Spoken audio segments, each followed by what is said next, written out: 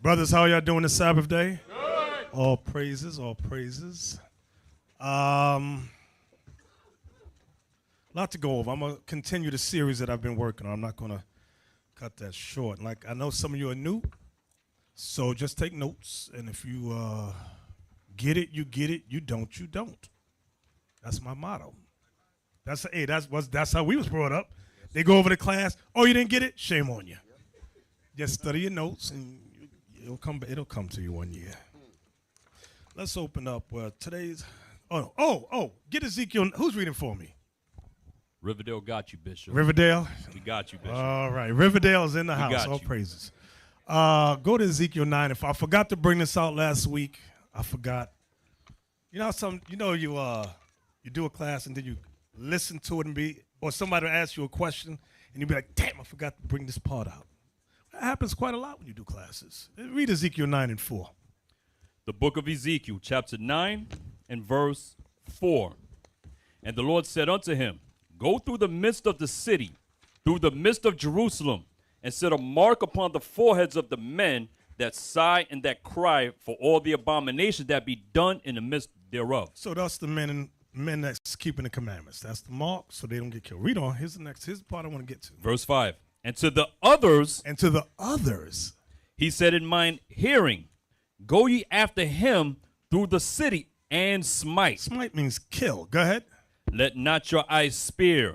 Don't spare them. Go ahead. Neither have ye pity. And don't have no pity. Go ahead. Slay utterly old and young, both maids and little children and women. Riverdale was squirming. We know over that part. But my question, it ain't a question. I'm going to tell you the first part of that verse, as Amaziah. Read that again.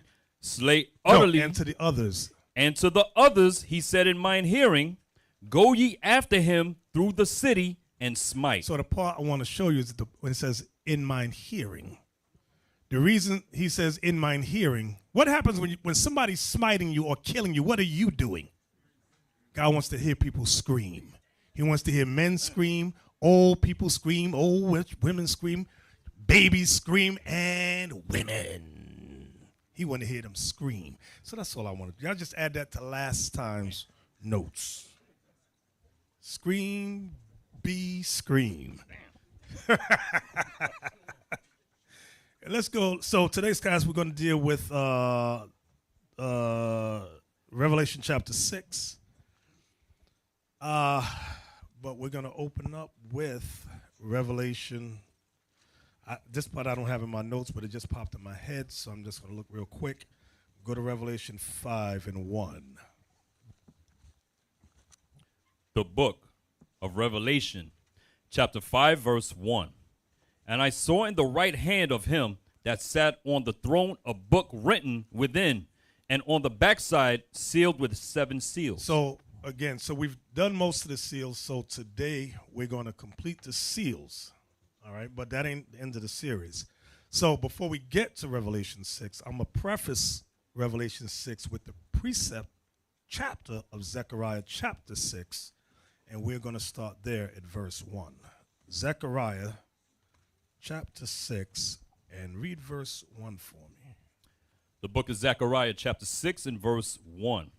And I turned and lifted up mine eyes and looked, and behold, there came 4 chariots out from between 2 mountains, and the mountains were mountains of brass. So Zechariah sees a vision. He sees chariots. Chariots, what Esau calls UFOs. We call them IFOs, identifiable flying objects. They flew between 2 mountains. The 2 mountains, here it is, Deuteronomy 27, verse 12 and 13. Deuteronomy 27, verse 12 and 13 explains the 2 mountains. Deuteronomy chapter 27, verse 12. These shall stand upon Mount Gerizim to bless the people when ye are come over Jordan, Simeon and Levi, and Judah and Issachar, and Joseph and Benjamin. And these shall stand upon Mount Ebal to curse Reuben, Gad, and Asher, and Zebulun, Dan, and Naphtali. So what I want you to see, when we went in the wilderness, there were 2 huge mountains, and God he split Israel up. He said, these tribes go on this mountain to send forth the blessings, and the rest of you tribes go on the other mountain, and you bring forth the curses that we're in if you break God's commandments. So let's go back now to Zechariah 6 and 1 again. Zechariah chapter 6 and verse 1 again. And I turned and lifted up mine eyes and looked, and behold, there came 4 chariots out from between 2 mountains. And the mountains were mountains of brass. Go ahead. In the first chariot were red horses. So the first chariot, Zechariah says, sees a red. Go ahead. And in the second chariot, black horses. The second, he sees black horses. Go ahead. And in the third chariot, white horses. And in the fourth chariot, grizzled and bay horses. Write this word now, pale. Grizzled and bay goes into pale horses. Go ahead. Verse 4. Then I answered and said unto the angel that talked with me, what are these, my Lord? What are these, my Lord? Go ahead. And the angel answered and said unto me, these are the 4 spirits of the heavens, which go forth from standing before the Lord of all the earth. So write this. The 4 spirits are the first 4 seals which are opened in Revelation 6. The 4 spirits are the first 4 seals which were opened in Revelation 6. Read on. Verse 6. The black horses which are therein go forth into the north country, and the white go forth after them. Now the north country, write this down, the north country is making reference to is Babylon the Great, or North America. Give me the precept, Zechariah 2, verse 6 and 7. Zechariah chapter 2 and verse 6. Ho, ho, come forth and flee from the land of the north. So the Lord is telling Israel to flee from the land of the north. This is North America. Go ahead. This is saying the same thing that Revelation 18 and 4 says, where it says, how does it go? You know I can't quote it. It says, come out from among her, my people, which makes reference to Babylon. So read that again. Ho, ho, come forth and flee from the land of the north, saith the Lord. Meaning flee spiritually, mentally. Go ahead. For I have spread you abroad as the 4 winds of the heaven. Because he spread us worldwide. That's the 4 winds of the heaven. Go ahead. Saith the Lord. Deliver thyself, O Zion. Now he says, deliver thyself, O Zion. Go ahead. That dwellest with the daughter of Babylon. That dwellest with the daughter of Babylon. Now somebody may say, wait a minute. The daughter, isn't that the ancient Cushites? No, it's not. Give me that Psalms 137. The last few verses. The book of Psalms. You know what I want, right? Yes, sir. All right. The book of Psalms, chapter 137 and verse 7. Remember, O Lord, the children of Edom in the day of Jerusalem, who said, raise it, even to the foundation thereof. O daughter of Babylon. See what it's calling Edom? The daughter of Babylon. This is the so-called white man. Go ahead. Who art to be destroyed. Happy shall he be that rewardeth thee as thou hast rewarded us. So when we go back to Zechariah 2, verse 7 again. Verse 6 and 7. Read it again. Zechariah 2, verse 6. Ho, ho, come forth and flee from the land of the north. The land of the north, that's what you want to highlight. Land of the north, North America. Go ahead. Saith the Lord. For I have spread you abroad as the 4 winds of the heaven, saith the Lord. Deliver thyself, O Zion, that dwellest with the daughter of Babylon. That Zion right there is mainly, listen good, that Zion is mainly Judah. We're going to get into, we went over that last week. I believe we touched on it. All right. So from there, let's go back to Zechariah 6. And verse 6 again. Zechariah chapter 6 and verse 6. The black horses which are therein go forth into the north country, and the white go forth after them, and the grizzled go forth toward the south country. That's going into South America. Go ahead. And the bay went forth. I'm going to give you the precepts on that in a few minutes. Go ahead. And the bay went forth. What verse you at? Verse 7. Go ahead. And the bay went forth and sought to go that they might walk to and fro through the earth. And he said, get ye hence, walk to and fro through the earth. So they walked to and fro through the earth. Then cried he upon me, and spake unto me, saying, behold, these that go toward the north country have quieted my spirit in the north country. That lets you know that Israel would be in the north country. The bulk of Israel would be in North America. Give me that in Zechariah. Give me Isaiah 14, 12, and 13. That's what I want. Isaiah 14, 12, and 13. What does it mean? He quieted our spirit on this side. Quieted our spirit.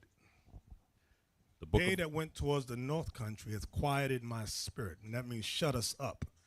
Read that. Isaiah 14, all I want is verse 12 and 13. Yes, sir. Isaiah chapter 14, verse 12. How art thou fallen from heaven, O Lucifer? That's right. Lucifer is the so-called white man. I know you've been taught that Lucifer is the spiritual demon, but Lucifer here is talking about the so-called white man. Go ahead. How art thou fallen from heaven? Now, you know what? People get stupid about that. They go, see, he was up in the sky with God. Let me show you something.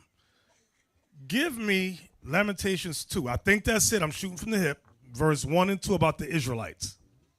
They explain this fall from heaven. Lamentation chapter 2, verse 1. How have the Lord covered the daughter of Zion with a cloud in his anger, and cast down from heaven unto the earth the beauty of Israel? So he cast the Israelites down from heaven. Does that mean we was flying in the sky? No, it does not. It means we were at one time the top nation on earth, and we fell to hell, meaning captivity, a low estate. Everybody got that? So let's go back talking about the white man, your friendly neighborhood white man. Isaiah chapter 14, verse 12. How art thou fallen from heaven, O Lucifer? So it's in the same context. Lucifer is going to fall from heaven. Remember Revelation 17? Babylon is fallen, is fallen. Y'all remember that? It's talking about the same thing. See, you got another precept there. Read on, Cap. Son of the morning. Son of the morning meaning what? You ever see the Statue of Liberty? Because Lucifer means light bearer, and she's in the midst of the base. She's holding up a torch, meaning she's a light bearer for the world. You want knowledge, you want wisdom, you want anything, you come here. That's what America's message is. Read that again. How art thou fallen from heaven, O Lucifer, son of the morning? How art thou cut down to the ground, which didst weaken the nations? Which didst weaken the nations. Come on. For thou hast said in thine heart. Now this is what Lucifer, the so-called white man, says. Babylon, go ahead. I will ascend into heaven. So Lucifer, which is Babylon, when you read up to verse 4, it says, I will ascend into heaven. Meaning they will concoct a way to get up in the atmosphere. Concoct and create a way to get up to space. Go ahead. I will exalt my throne above the stars of God. 1969. They did first moon landing. You know, people get stupid. They go, oh, they never went to the moon. It's impossible. Do you realize, my jailhouse Negroes, you realize, my brother, that there is something around the earth's atmosphere that prevents you from passing it? Nothing can ever. So I'm looking at the dude. I said, did the white man create airplanes? Yeah. So I said, so you mean this other part in the Bible about space is fake? He goes, yeah. So you stupid as hell. Go sit your black behind down somewhere. Why Trump creating a space force now? Because you can't go up there? You make no daggone sense. People are stupid. Stop listening to black people. Go ahead. I will sit also upon the mount of the congregation. That's what I wanted right there. Go ahead, read that part again. I will sit also upon the mount of the congregation in the sides of the north. Meaning North America. So what did he do when he said he sit upon us? He conquered us in North America. That goes, remember we just read in Zechariah 6? They have quieted my spirit in the land of the north, meaning they conquered us. That's what that's going with. Let's go back. Zechariah chapter 6, verse 8 now. Then cried he upon me, and spake unto me, saying, Behold, these that go toward the north country have quieted my spirit in the north country. So that they conquered us. From there, let's go to Revelation 6 now. Let's get to where we won't get to. Revelation 6 and verse 1. The book of Revelation chapter 6. Actually, go back to 5 and 1, then we get to 6 and 1. Revelation chapter 5 and verse 1. And I saw in the right hand of him that sat on the throne a book written within, and on the backside sealed with 7 seals. So there were 7 seals on this book. So now when we go to chapter 6 and verse 1, read. And I saw when the Lamb opened one of the seals, and I heard, as it were the noise of thunder, one of the 4 beasts saying, Come and see. So he opened one seal. He said, come and see. And let's see what John the Revelator saw here on the island of Patmos. Verse 2.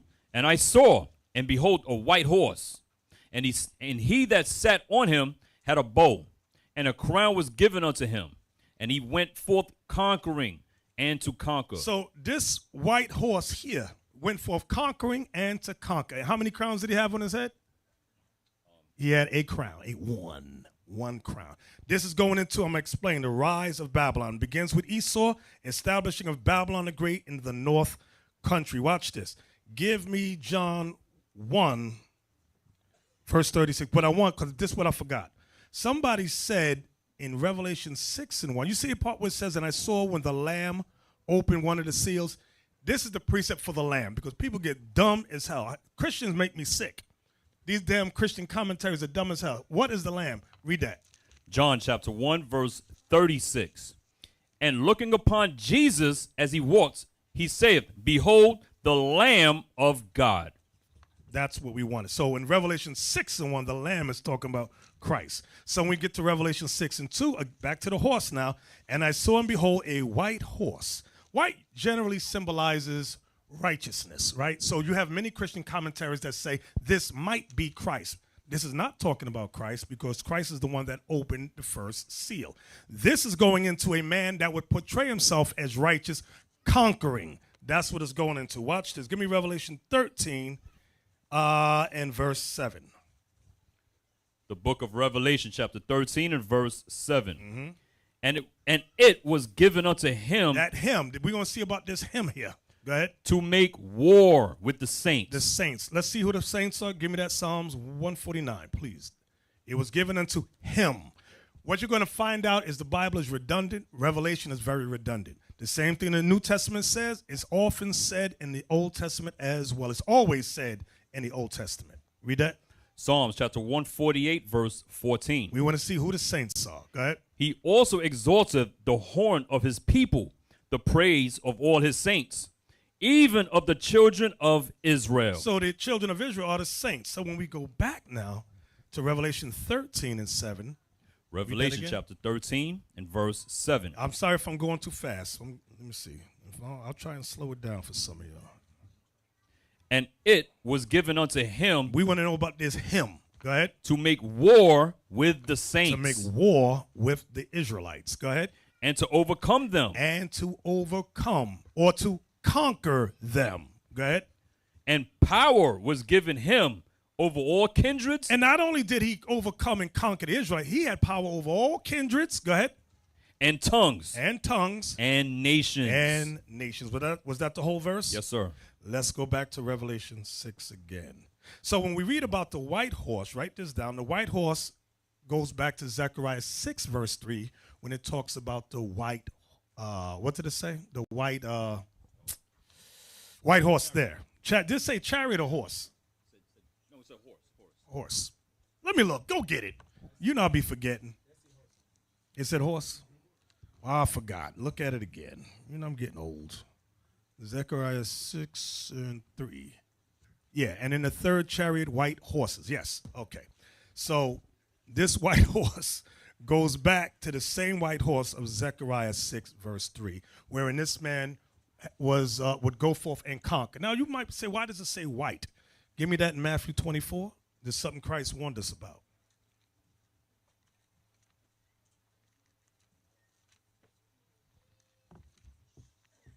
So they were, remember what Zechariah said? Remember it said they went forth into the land of the north.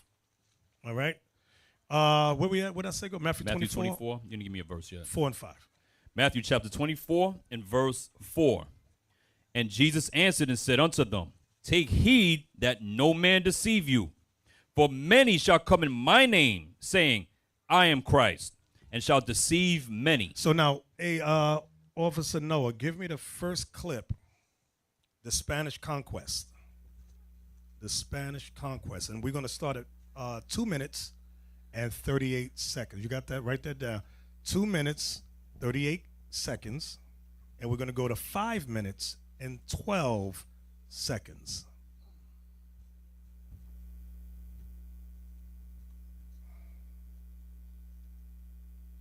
$2:38. You can start there. It's fine. And we're going to go to 5:12. The New World was called America by Amerigo Vespucci. Vespucci was another explorer who traveled along the coast of South America. He was the first one to understand he was not in Asia, but in a new land. Pause he it named right it there. after himself, Sorry. and so it became the America. So remember I was talking about, it talked about in the South Country, because remember when they started their thing, they were going through the South Country first, conquering the Incas, followed by the Mayans and Aztecs, and they were working their way up to the North Country. Plate. We're going to 512. Oh, Yes. and it also, this clip also lets you know America was named after Amerigo Vespucci, Psalms 49:11. Go ahead.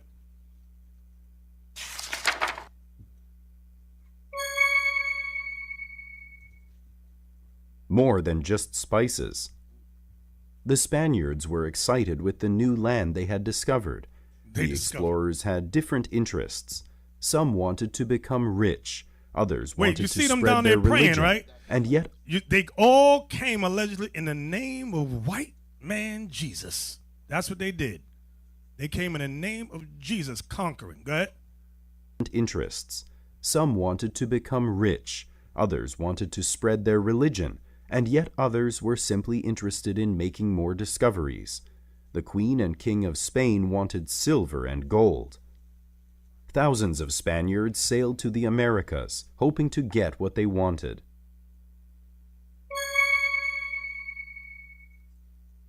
Explorers and conquerors. Conquerors. The Spanish explorers wanted to go as far as possible and find new lands. Nothing stopped them. They soon explored the Americas from Florida to Argentina.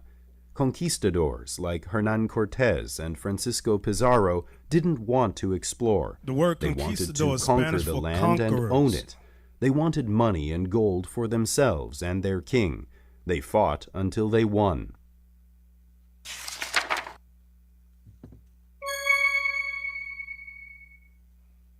Cortez and the Aztecs. When Hernan Cortez arrived in Mexico, he met Montezuma, the king of the Aztecs. Because the Aztecs believed the god Quetzalcoatl would return one day, Montezuma believed the Spaniards were gods.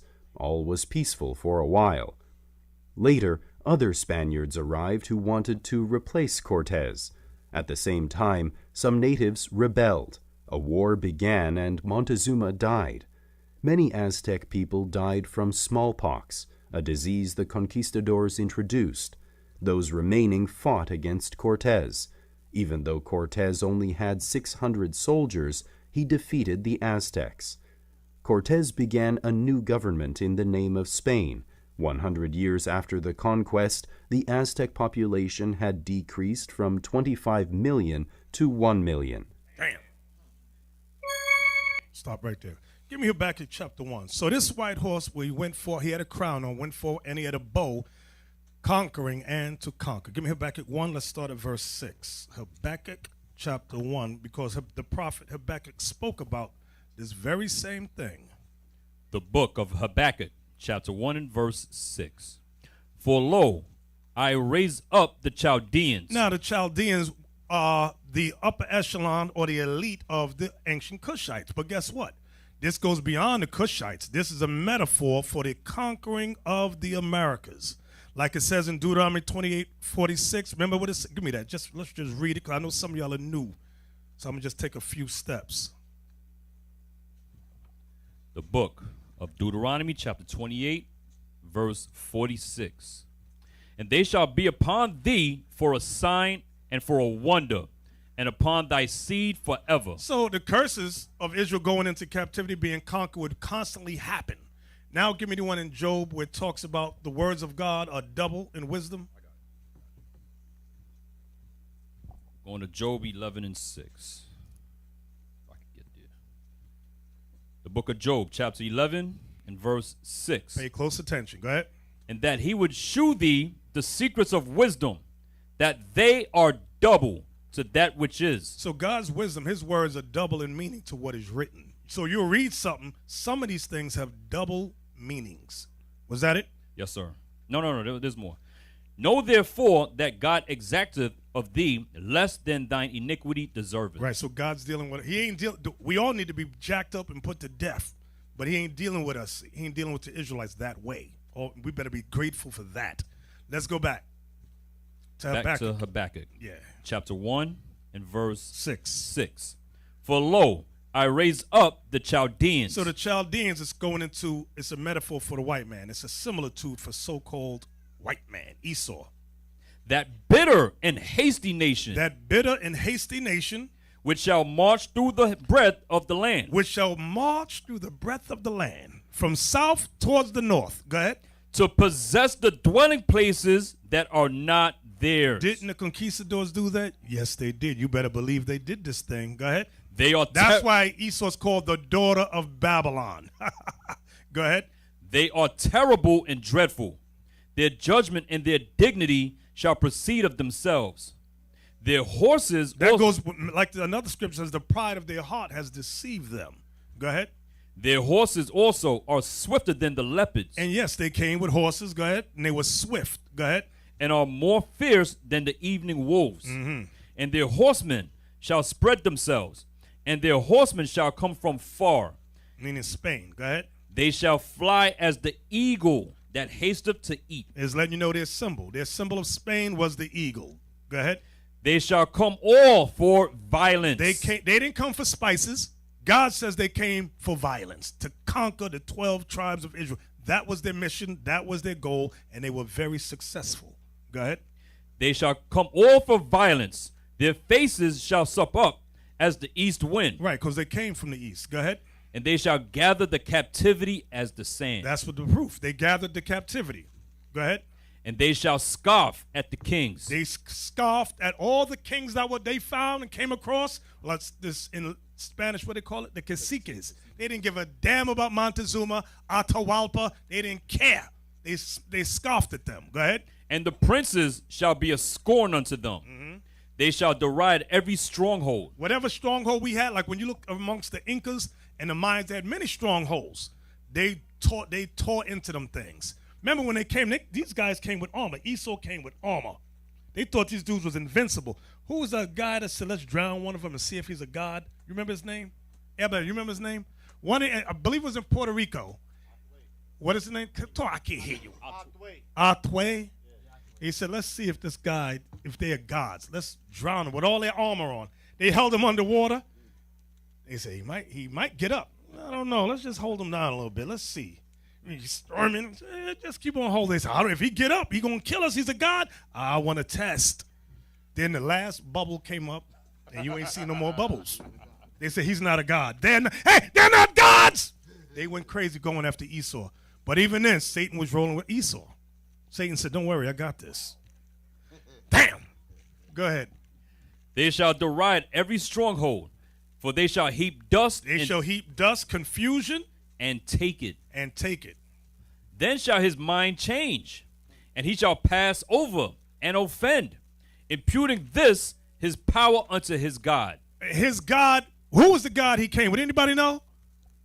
Caesar Borgias as Jesus Christ. He said, we gonna credit our God. The white man is God. Put his face up so y'all know what I'm talking about. I know some people right now, be careful of Latinos now. Just hurry up. Just do a quick flash. Yeah. Look, see, it has already begun. They're doing the sign of the cross. Imputing this his power unto their God. This is what they did. They gave credit to their God. This is not the God of our people. Look at Abiel over there doing the sign of the cross. Security! All right, get it off the screen. Hurry up, get it off. So when it says, then shall his mind change, because that's when read that part again. Verse 11. Then shall his mind change. After he done rape, robbed, pillaged, destroyed, he said, come to Jesus. Jesus loves you. This I know, for the Bible tells me so. Little man, y'all know that song. I know the women know that damn song. See that? Read that again. Verse 11. Then shall his mind change, and he shall pass over and offend, imputing this his power unto his God. What verse was that? That was verse 11. So let's go back to Revelation 6, please. And verse 2. So we understand why we went to all these various precepts to explain verse 2. Revelation chapter 6 and verse 2. And I saw, and behold, a white horse, and he that sat on him had a bow, and a crown was given unto him, and he went forth conquering and to conquer. Read. And when he had opened the second seal, Now we're going to discuss the second seal. Again, the first 4 seals is going into the rise of Esau in establishing Babylon. Go ahead. I heard the second beast say, Come and see. Come and see. Go ahead. And there went out another horse that was red, and the power was given to him that sat thereon to take peace from the earth, and that they should kill one another. And there was given unto him a great sword. So this red horse, which go back to Zechariah 6 and 2. Zechariah 6 and 2, please.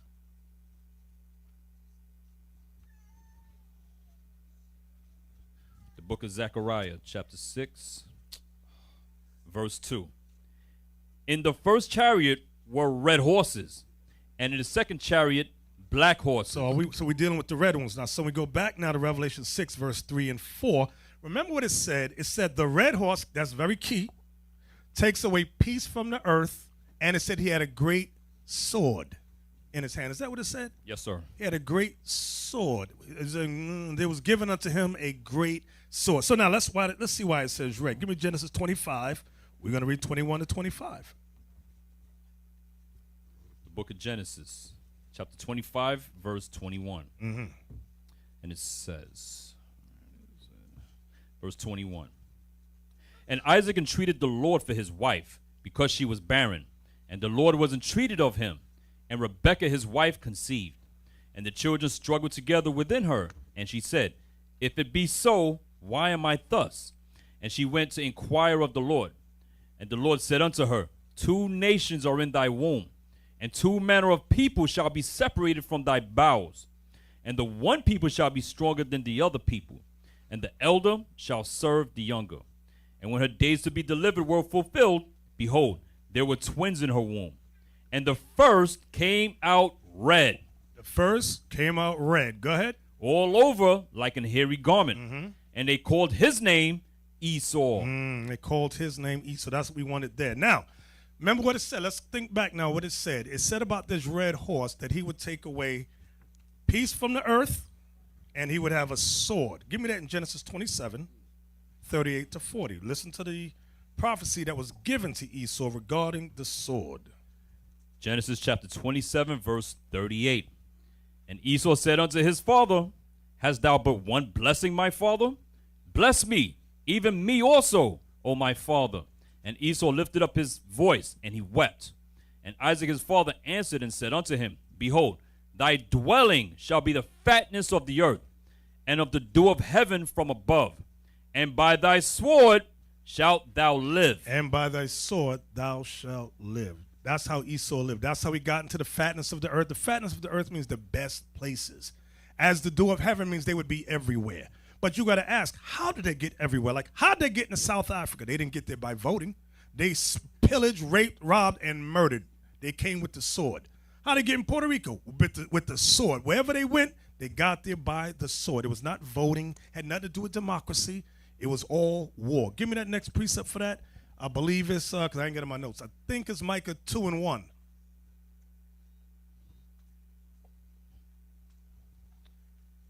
The book of Micah, chapter 2, verse 1. Woe to them that devise iniquity and work evil upon their beds. When the morning is light, they practice it, because it is in the power of their hand. It was in the why? Because that was the blessing given unto them. Go ahead.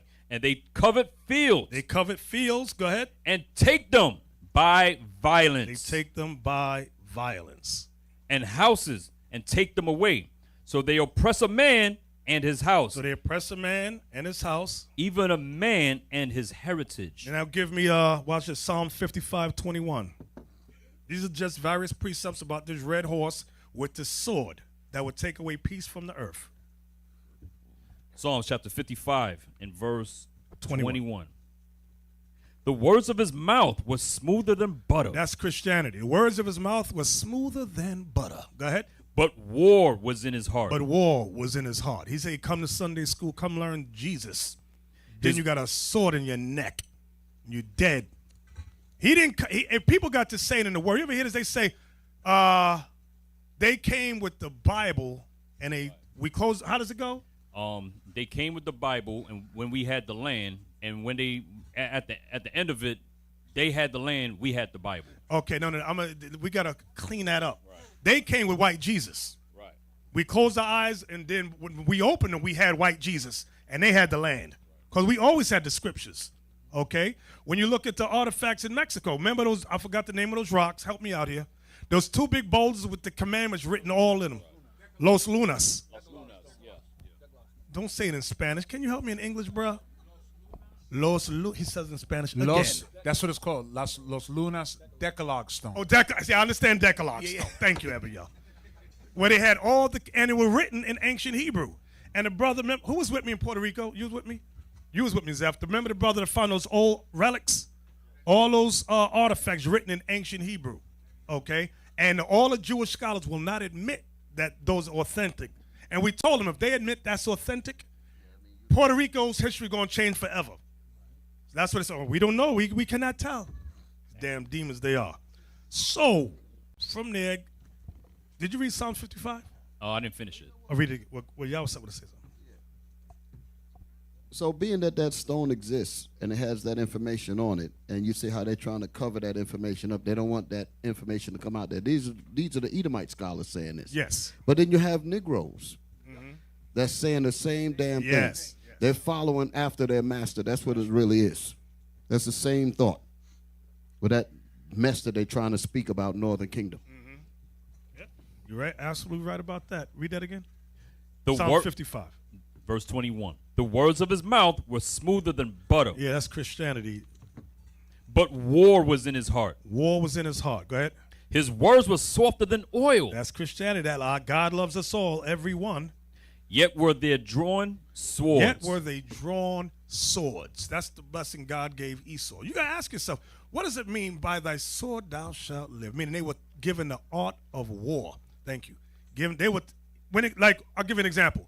China was the one they say discovered, although it was the Moors, but they give credit to China regarding gunpowder, not gunpowder, what's it called? The original name. Firecrackers. What do they call them? You know, fireworks. They said Esau saw that and said, Satan said, you can make that into weapons. Whatever Esau sees, they said, we can make this into weapons. Even when you read Genesis, I believe it's either chapter 4 or 5, remember Cain's descendants? They saw iron and they said, we can make these into weapons. When you read Genesis, it tells you the history of how all that started with the wicked. They're the ones that came up with that.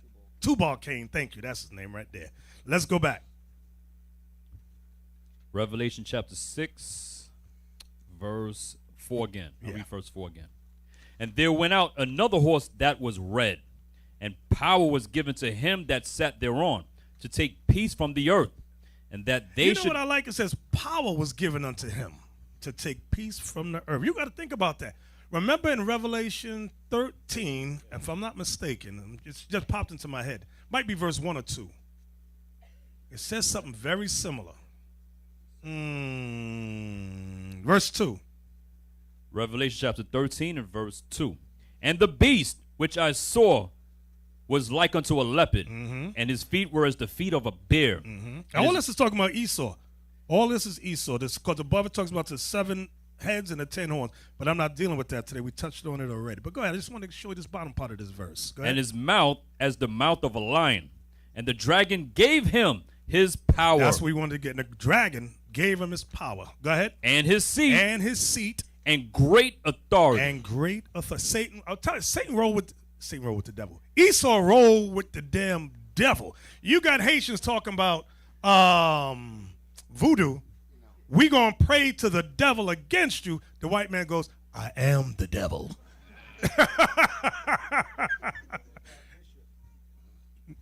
You ever notice that voodoo don't be working on Esau? Esau, what the hell is this?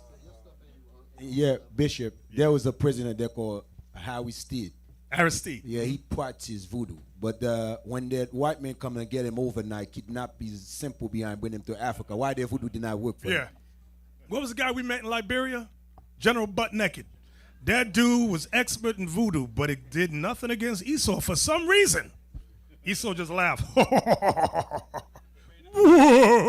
Yeah, but Bishop, what you say is true. You remember Esau was giving him gun. I mean, Esau Yeah. is the will devil. Send Exactly. these little soldiers, which is butt naked, to do his thing. Back to Revelation 6. Where we at, Cap? Verse 4 again. And there went out another horse that was red, and power was given to him that sat thereon, to take peace from the earth, and that they should kill one another. And there was given unto him. You know, I like to take peace. There's another precept just popped in my head, to take peace from the earth. Give me the, because remember we read in Habakkuk where it said, and then his mind shall change. And then Esau will make like they love you, it's all good, but then you end up dead. There's a precept in Daniel 8, verse 25 that talks about Esau there. Y'all keep going with this peace. Esau always planning something. They're always 5 steps ahead of black people. The book of Daniel, chapter 8 and verse 25. And through his policy also he shall cause craft to prosper in his hand, and he shall magnify himself in his heart, and by peace shall destroy many. He destroyed many nations by peace. Oh, we love you. God loves you. Here's some foreign aid. We love you. Then you get death. You want to know how you got jacked up and in poverty like that. You're a friendly neighborhood white man. Let's go back to where we're in Revelation 6, please. Revelation chapter 6 and verse 4. And there went out another horse that was red, and power was given to him that sat thereon, to take peace from the earth, and that they should kill one another. And there was given unto him a great sword. And when he had opened the third seal, Third seal now. Go ahead. I heard the third beast say, Come and see. And I beheld, and lo, a black horse, and he that sat on him had a pair of balances in his hand. The pair of balances. So now this black horse goes with Zechariah 6, verse 2. We read this at the beginning of class. The book of Zechariah chapter 6 and verse 2. Uh-huh. In the first chariot were red horses, and in the second chariot, black horses. So these black horses, when we go back to Revelation, now deals with the dark nations. The dark nations, all what they term as black people, primarily in Africa. Go back to what you was reading that again. Yes, sir. Verse 5. Revelation chapter 6 and verse 5. And when he had opened the third seal, I heard the third beast say, Come and see. And I beheld, and lo, a black horse. Now I could go to many black precepts, but y'all know them already off the top of your head. Go ahead. And he that sat on him had a pair of balances in his hand. So this man that sat on this horse, this man that sat on the horse is the same red man that was in the verse before. Is the same man that went forth conquering. Give me Leviticus 19. I want to explain the pair of balances. Leviticus 19, verse 35 and 36. This is what God said to Israel, to the Levites particularly. Leviticus chapter 19, verse 35. Ye shall do no unrighteousness in judgment. Balances represent doing no unrighteousness in judgment. Go ahead. In meat yard, in weight, or in measure. Just balances. Just what? Just balances. Just weights.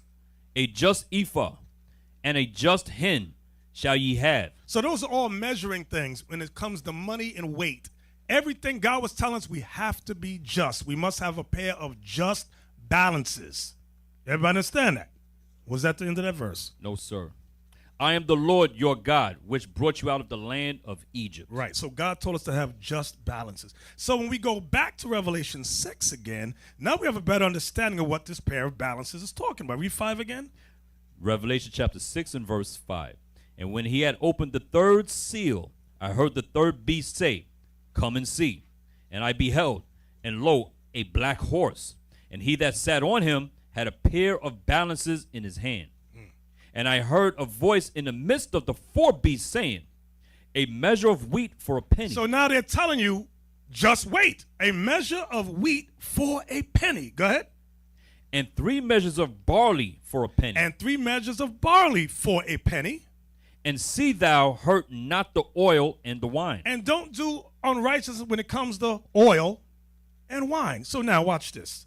This man, let me tell you about this man, this white man. We've discussed it many times before. They will conquer a nation, take it over and then change this whole verse, those two verses. The black horse, write this down, should have said it earlier. The black horse represents world economics. That's what it's going into. Being just with economy. But this white man, as we've seen, is not just. He goes to Sierra Leone, for example, where all your diamond is, or Ghana, where you get majority of gold. Then he says, you know what? Your money is garbage. Your money compared to our money is worth, how much was it in Sierra Leone? Who was with me? 10,000 equals $1 American dollar. Remember we was counting all that damn money at Hannah and y'all up? Money was up to here. You think we was rich. No, it was $3. Man, that's what Esau does. They'll take all, and they'll take trillions of dollars from Sierra Leone, diamonds in worth of diamonds, trillions. Then say, not only is your money garbage, but we're going to give you foreign aid. We're going to give you $1 million as a loan.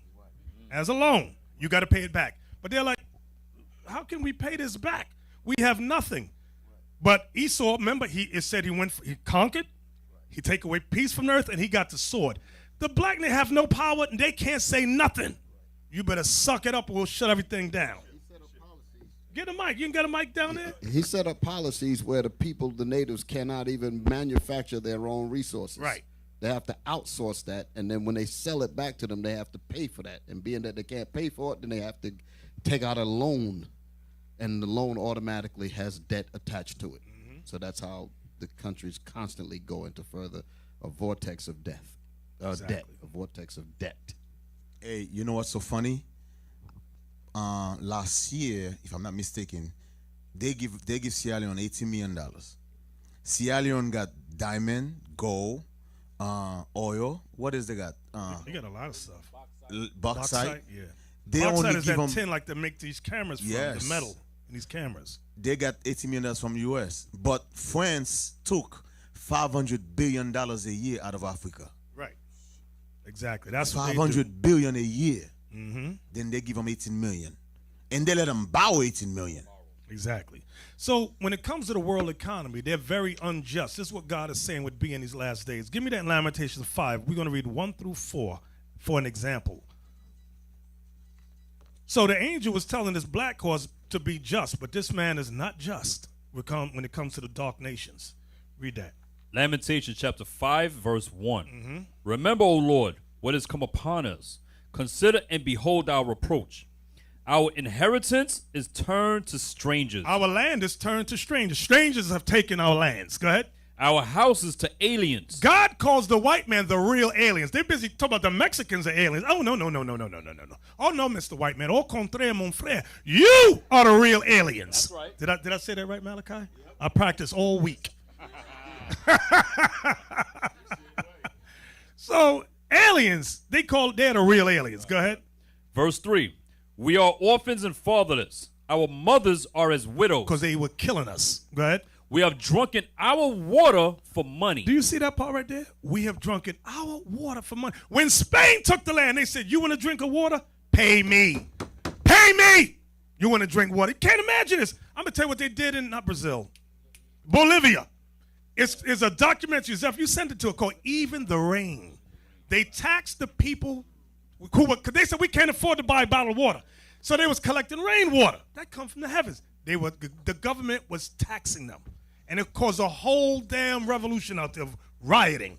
How are you going to charge people to drink rainwater? But that's what Esau, and that's all Esau down there. Not all of them, I'm talking about the government. Read it, It's what? It's illegal here to do what? To capture rainwater? See, the white man's the devil. Let me be quiet. Read it again. We got you on video saying that, nigga. I ain't saying nothing. Yeah, read that again. Verse 4, Lamentations 5 and 4. We have drunken our water for money. Our wood is sold unto us. Our wood is sold unto us. This is going into economics. See, we look at it during the time of the conquest and think it's nothing, but that's a trickle effect all the way up to today. Nothing has changed. It just got more and more clever, okay? Give me the next precept for that in Deuteronomy 28:43, I believe it is. He shall lend to thee. That one. The book of Deuteronomy. chapter 28, verse 43. The stranger that is within thee shall get up above thee very high. Thou shalt come down very low. He shall lend to thee, He lends to us money, foreign aid. Go ahead. and thou shalt not lend to him. We can't lend to him. He shall be the head, He shall be the head nation. and thou shalt be the tail. We are the tail. Was that it? Yes, sir. All right, let's go back. Go ahead. Hold on. Yeah. It said, the stranger that is within thee. Meaning that he came into your space. Right, right. Read it again. Verse 43. The stranger. First of all, he's an alien. The alien comes among us and does what? that is within thee shall get up above thee very high. So he came into our house and got above us in our house. Go ahead. And thou shalt come down very low. And thou in your own house shall come very low. What else to say after that? He shall lend. He shall lend to thee. He in your house is lending to you with your resources, with your wood, like with your water. Our water is sold unto us. Our wood is sold unto us in our house. Foreign policy guarantees this. Go ahead. And thou shalt not lend to him. And you shall not lend to him, even though it's your house, your resources, your bauxite, your gold, your diamonds. You ain't setting none of that. Exactly. Now I'm going to show you an example of that. Give me the next video called, I love this movie. If you have not seen, it's on YouTube. If you have not seen End of Poverty, I ask that you all see it. End of Poverty. Let's go to 32 minutes and 52 seconds. We're going to go to 32, 52, 32, 52, 32, 52. Go back a little bit. It might be hard, but let's try and catch it. Some of the settlers 32, 52. I mean, does it 50? Yeah, 52. Right there. And Noah, we're going to go to 34, 25. Or we're going to look at this 2 minutes.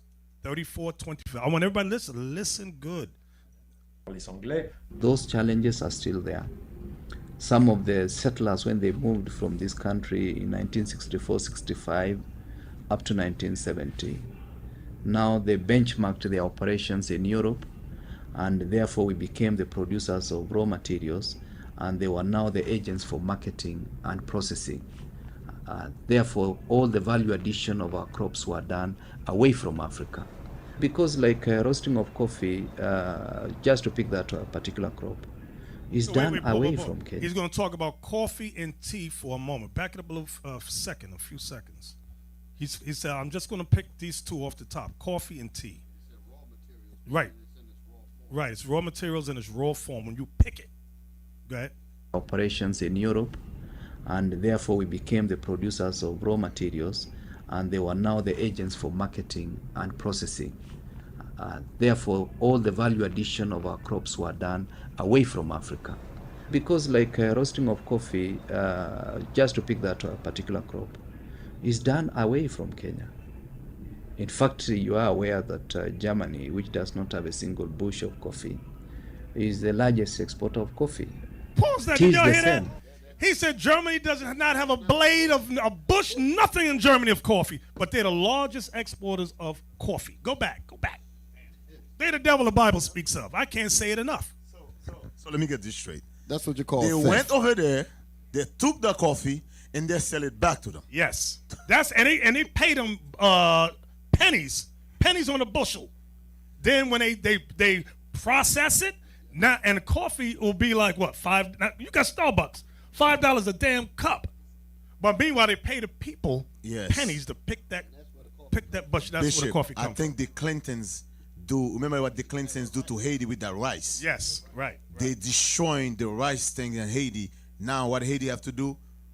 Buy from them, because they always said that in a third world country, you got bread, oil, rice. Those are the things that people use every day. Those are the things that's make a country fall into deep poverty, because those are everyday things. So what this Esau did, they go to this country and destroy that. So now you have to buy it from them. Exactly. Go back a few seconds, Noah.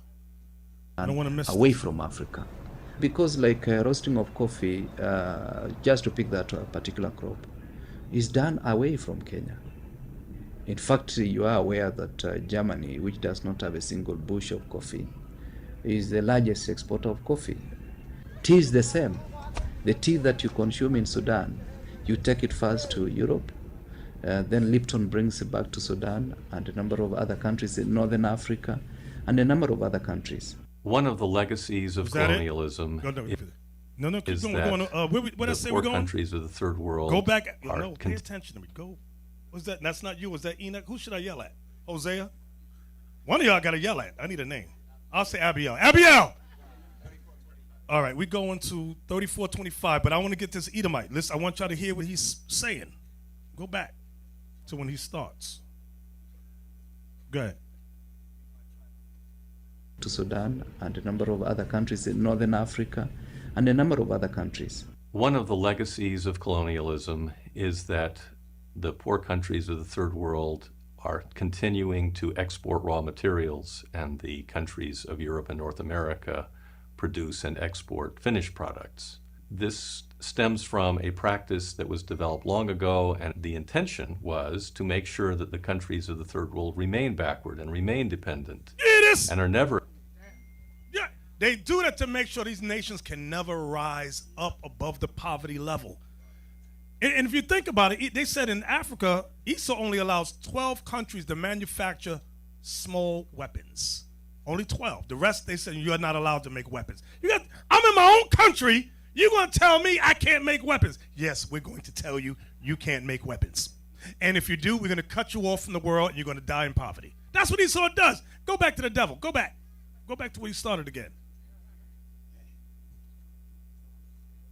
Ain't no talk about this in my church. Your church is the devil. Sudan and a number of other countries in Northern Africa and a number of other countries. One of the legacies of colonialism is that the poor countries of the third world are continuing to export raw materials, and the countries of Europe and North America produce and export finished products. This stems from a practice that was developed long ago, and the intention was to make sure that the countries of the third world remain backward and remain dependent and are never able to develop. So to this day, they are continuing to survive on the export of raw materials. That has always been to the disadvantage of the country exporting the raw materials, and it gets worse each year. You can't make this stuff. You know, when we were in Sierra Leone, they said the literacy rate in Sierra Leone, I might be wrong with the number, I can't remember off the top, but it was something like 60% was illiterate. Imagine if you're poor and you got to constantly, your kids can't go to school. Because not only do they got to pay to go to school, they got to go out and work to bring a little bit of money to the house. So Esau, like he said, it's been from the colonial times even until today, to this day. Now give me the next clip. Now I don't want y'all to forget the thought. Go back to Revelation 6. We're just going to read that again. Revelation 6, 5, and 6. Read that again. I don't want to forget the thought. Revelation chapter 6, verse 5. And when he had opened the third seal, I heard the third beast say, "Come and see." And I beheld, and lo, a black horse, and he that sat on him had a pair of balances in his hand. And I heard a voice in the midst of the four beasts say, "A measure of wheat for a penny, and 3 measures of barley for a penny. And see thou hurt not the oil and the wine." So he's telling about just balance. But this black horse, this man over the dark nations, they're very unjust. Now, give me the next clip. Okay, give me the next clip. So this black horse deals with world economy, the world economics. And they deal unjust with the black nations, especially Africa. Give me, go to 1 hour, 16 minutes, and 39 seconds. Write that down, Noah. No, end of poverty. End of poverty. What are you doing? I'm sorry. Yeah, stay right there. End of poverty. I apologize. End of poverty. 1 hour, 16 minutes, and 39 seconds. 1 hour, 16 minutes. Go back. Keep going. 16 minutes. Oh, I wanted, what I say, 39 seconds. Yes, leave it right. You can leave it right there. I don't care. I know you're going to get it. We're going to go to 1:22, 1 hour and 22 minutes. You got that, Noah? All right. Listen, no, wait. Because the thought may be, what if we don't want to play ball? We don't like the way you're dealing with our nations, our country, and let's say we want to rebel against you in your world economic policies. They got levels. Let's see what happens. Go ahead. If we don't like what a democratically elected leader of another country is doing, for example, opposing the exploitation of oil in his country. Remember the Bible says, see thou hurt not the what? The oil or the wine. Go back. We're going to talk about oil. You don't want to play ball with us. Go ahead. Over the globe's resources.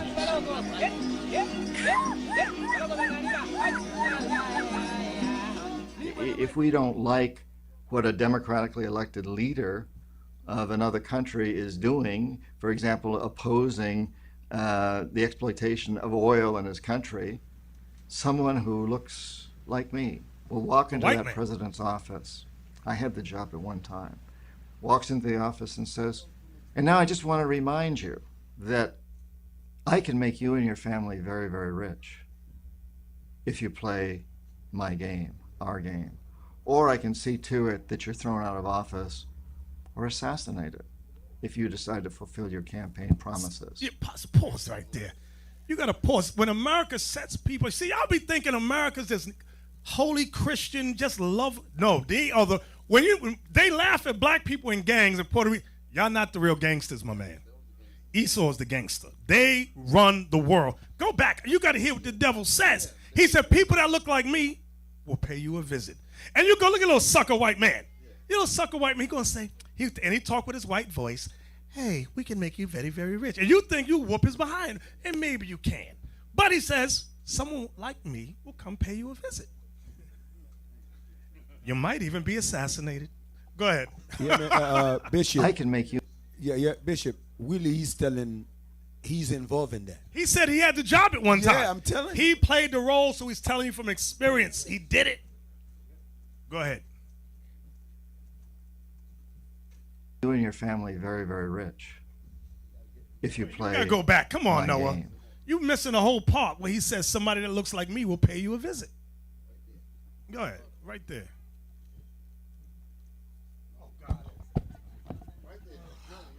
I had the job at one time. Walks into the office and says, and now I just want to remind you that I can make you and your family very, very rich. No, that's if you play my game. No, go back, Noah, to the beginning. Or I can see to it that you. Oh, God. 1:16:39. Yeah, don't listen to Deacon from Atlanta. You in New York right now, man. Listen to New York. Right there, just stop. Play. Listen what the devil says. If we don't like what a democratically elected leader of another country is doing, for example, opposing the exploitation of oil in his country, someone who looks like me will walk into that president's office. I had the job at one time. Walks into the office and says, and now I just want to remind you that I can make you and your family very, very rich if you. When he say, I can make you and your family very, very rich, that went over people's head. Because what people don't realize, he's saying, because we've already messed up your ability to use your own resources.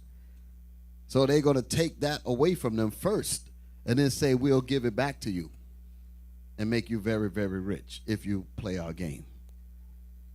Damn. Play my game, our game. Or I can see to it that you're thrown out of office or assassinated if you decide to fulfill your campaign promises. And usually it's said a little more subtly than that because there may be a tape recorder listening. But they get the message because every one of those presidents knows what happened to Arbenz of Guatemala and Allende of Chile and Roldos of Ecuador and Lumumba of the Congo and Torrijos and on. The list is very long. Pause that. We were just talking about Patrice Lumumba of the Congo on Patient Saints a few weeks ago. They paid his best not his best friend, but a friend of his, to assassinate him. That's what they did.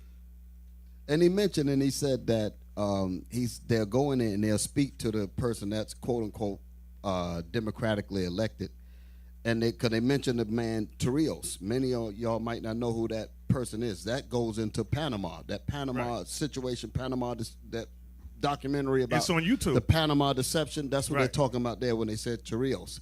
And the people loved Chariots. He was a little brutish when he started, but they said, but he promised to deal right with us. So this guy said that, he said, if you decide to fulfill your campaign promises against what we want, we will kill you. And that's what happened with Torrijos. His plane just mysteriously crashed into a mountain and all of that. And you can add Hugo Chavez to that list, and you can add Gaddafi to that same list. You can add Gaddafi to that list, and you can add Hugo Chavez to that list also, and many, many, many others. Exactly. Go ahead. Where we going to? Where we going? I forgot. We're going to 122. All right. Of presidents that we have had thrown out or assassinated. There's no question about that. And they all know this. So we perpetuate the system that way. Wait, I'm sorry. I keep pausing it. I keep pausing it. Notice at the beginning of that, he said, we can make you and your family very, very rich. Or we can get you thrown out of office or assassinated. Think about the African leaders, a lot of them. And you got to ask yourself, they got all of this. Why don't they just, because I hear people complain about African leaders. He's explaining what they do down there. They do it all over the world, but I want you to think about Africa. They tell, because people go, why are their leaders so covetous? They tell them, take the money, let us come in and do whatever we want. We're going to take what we want, but we're going to make you and your family rich. And if you don't do it, we say, you'll disappear. So you got these leaders under fear of death. You got to think about it. Fear under fear of death. This is why there's no unity in Africa. They make sure there will never be a united. They hate, what did J. Edgar Hoover say? The worst thing to America is black unity. They hate that thing. They say it's never going to happen. Hey, Bishop, another thing, too, that you got to cover on this is that these people, damn, I forget my thought. Go ahead, Deacon Yausa. Go ahead, Deacon Yausa. Well, essentially, when he said that we can make you very, very rich if you play our game, this game is practiced all over. Didn't Antiochus Epiphanes, the Greeks, do that with us? They said we can make you and your family very rich. Exactly. It's the same thing. Right. That whole thing with the Iraq and that thing that went back several years ago, the same thing was said to the officials over there. They said, you can either accept our carpet of gold or we will bury you under a carpet of bombs. Right. Hey, Hugo Chavez, I got to talk about him for a second because you mentioned him. Remember he went to D.C., United Nations. He said, and Bush had just finished speaking. Chavez walked up and said, I smell sulfur. The devil was just here.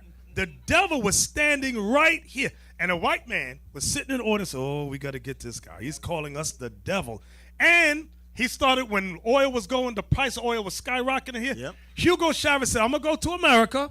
I'm going to go through all the ghettos and give them oil at it was Citgo, right, very cheap price. The white man didn't like that thing. Nope. He was mad. You got your thought back? Yes. I helped you out. You notice what this guy is talking. He's not saying Democrat or Republican. You guys notice that, right? You know why he's not saying that? They all in it together. He said a democratically appointed official, meaning the people got to vote for some BS thing. That's all he talking about. So he's saying, because you notice in America, this is what they do. You got a Republican president, he says something different. And then you got a Democrat president come in, he says something different. No, they didn't say nothing different. You know what I call it? Good cop, bad cop. That's what they do. Obama was in office. The Democrat played the good cop. The Democrat always played the good cop. Now you got Trump, the devil. He playing the bad cop. He start cutting stuff off. I'm going to erase everything. Obama, listen. Obama was pushing the same thing Trump was pushing. The Constitution of the United States of America. That's what all of them got in common. When they wanted to get back into Africa, they said we need a black president whose father or family members from Kenya. Exactly. Africa's going to love us. Yep. And that was all strategic, my man. Y'all slept on this thing. That was a chess move. This is chess, not checkers, niggas. We don't know what they're 5 steps ahead of us. Where we at? What time stamp? Okay, we're going 122. Go ahead.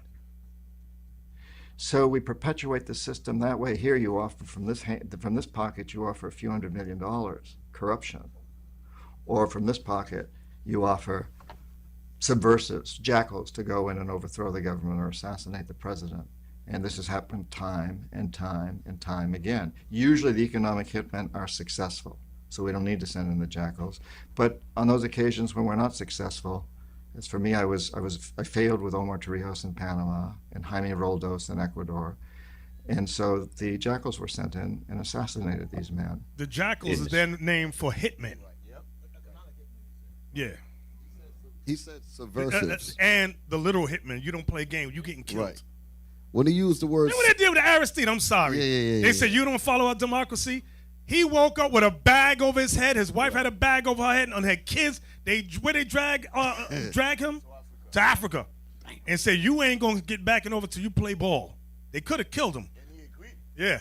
So they just That's what they brought him back. They terrorized him. Right. I mean, then people don't realize what after that they put your vice president on because he want to play ball. I'm telling you, that's how they work. An example of that, comically speaking, is Black Panther. Killmonger was that. He was a jackal. His job was to go in to destabilize the government and so forth. But he was confused and conflicted with his emotions. But it's the same thing. They even put it in movies as well. Right. I was used to destabilize countries. Where we at?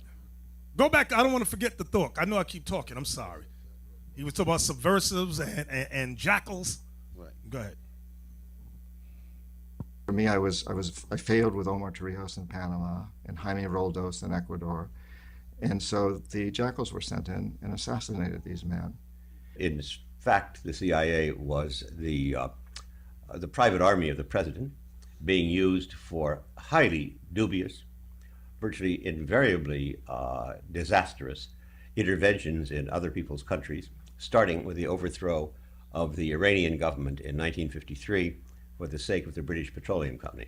We declared that the elected prime minister of Iran, Mohammad Mossadegh, was a communist. The Pope would have been a better candidate. That is to say, he was simply trying to regain some control over Iranian oil assets, and the British wanted him out and talked Eisenhower into doing the dirty work.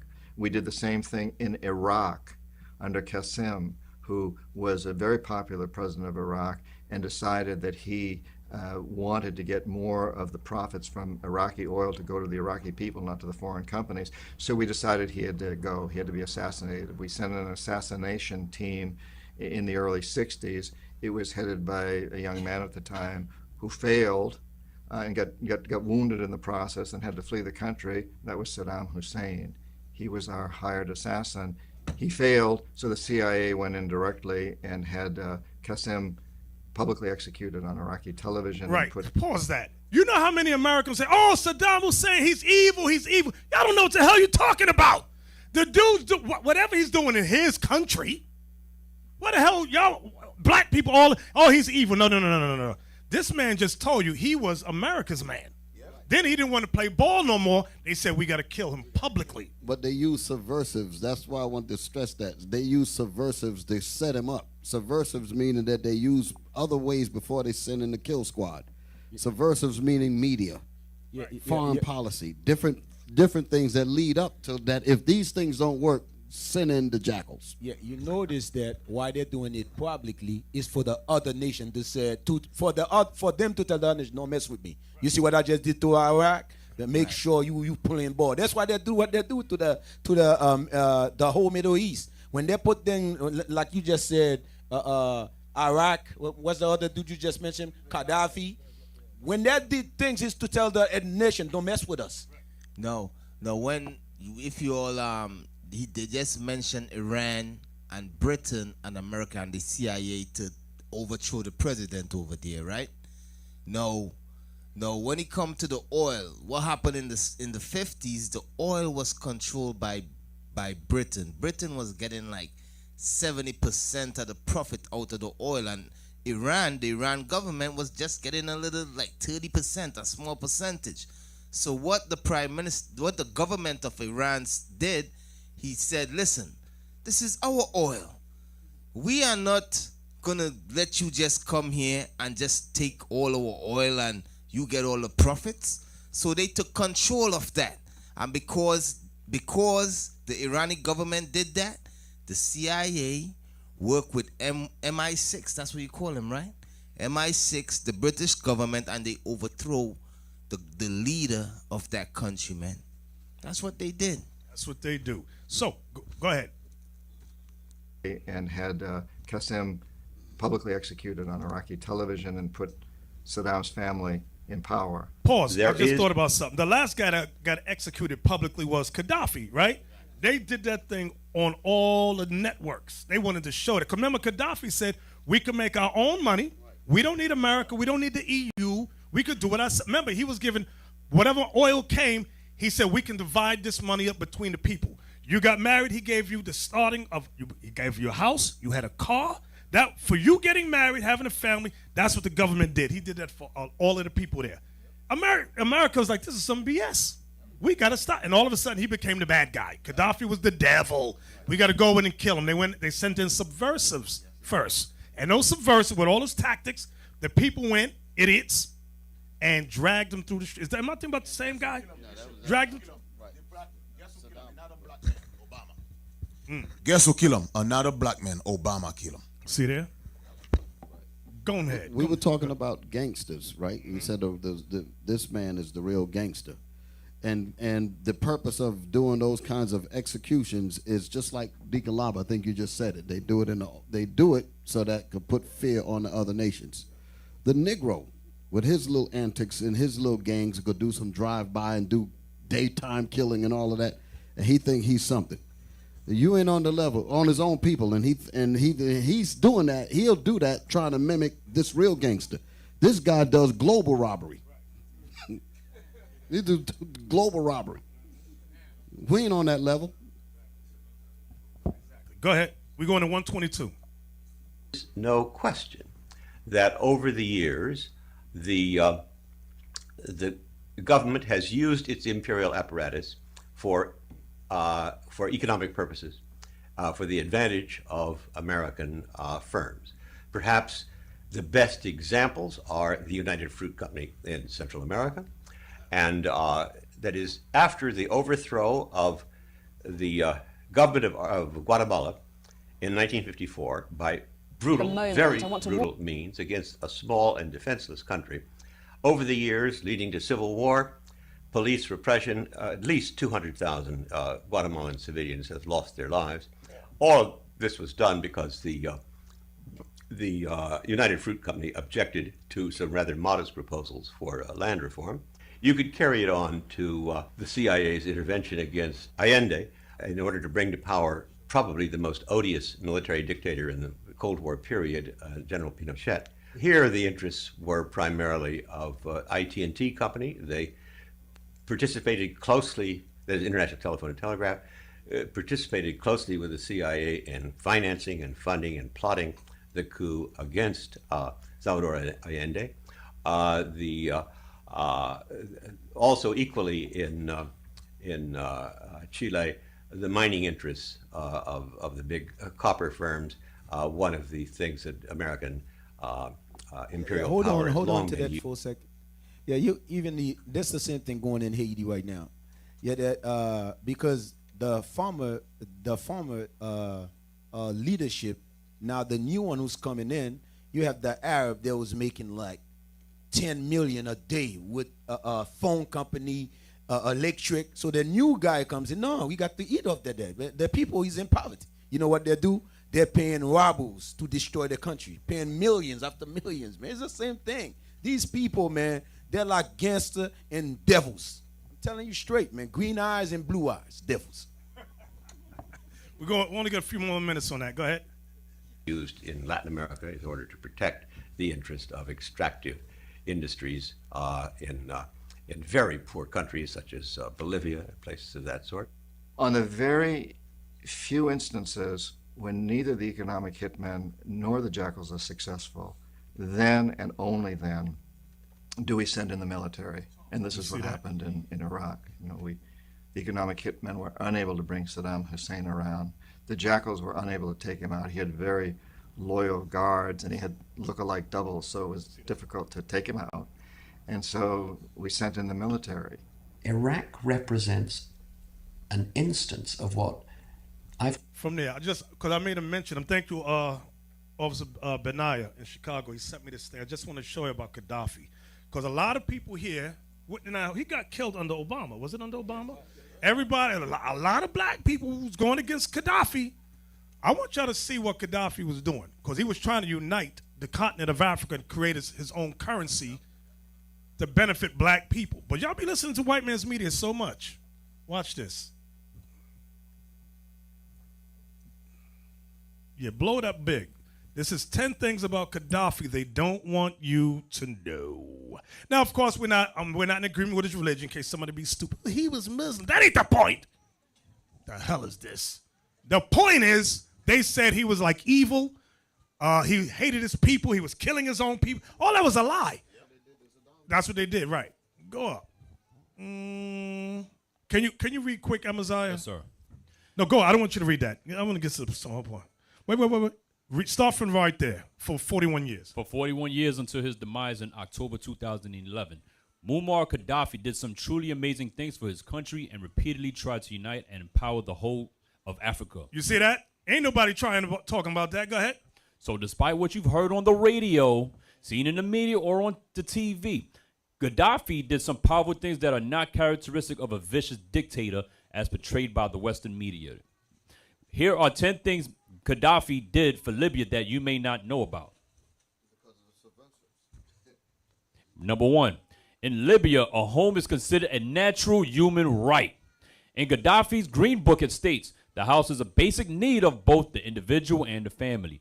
Therefore, it should not be owned by others. Unlike, in America, they own the land. Your house, you got the house, property tax. Go ahead. Gaddafi's Green Book is the former leader's political philosophy. It was first published in 1975 and was intended reading for all Libyans, even being included in the national curriculum. So you got married, he got you not an apartment, a house. Go ahead. Number 2, education and medical treatment were all free. Wow! You know how much we be paying in Medicaid, medical stuff? You need insurance. What the hell is this? Go ahead. Under Gaddafi, Libya could boast one of the best healthcare services in the Middle East and Africa. Also, if a Libyan citizen could not access the desired educational course or correct medical treatment in Libya, they were funded to go abroad. Damn, check that out. Yeah, go ahead. Number 3, Gaddafi carried out the world's largest irrigation project. The largest irrigation system in the world, also known as the Great Man-Made River, was designed to make water readily available to all Libyans across the entire country. So you ain't got to pay for it? No, you wouldn't have to pay for it. And he was so evil. This is so evil. Go ahead. It was funded by the Gaddafi government, and it said that Gaddafi himself called it the 8th wonder of the world.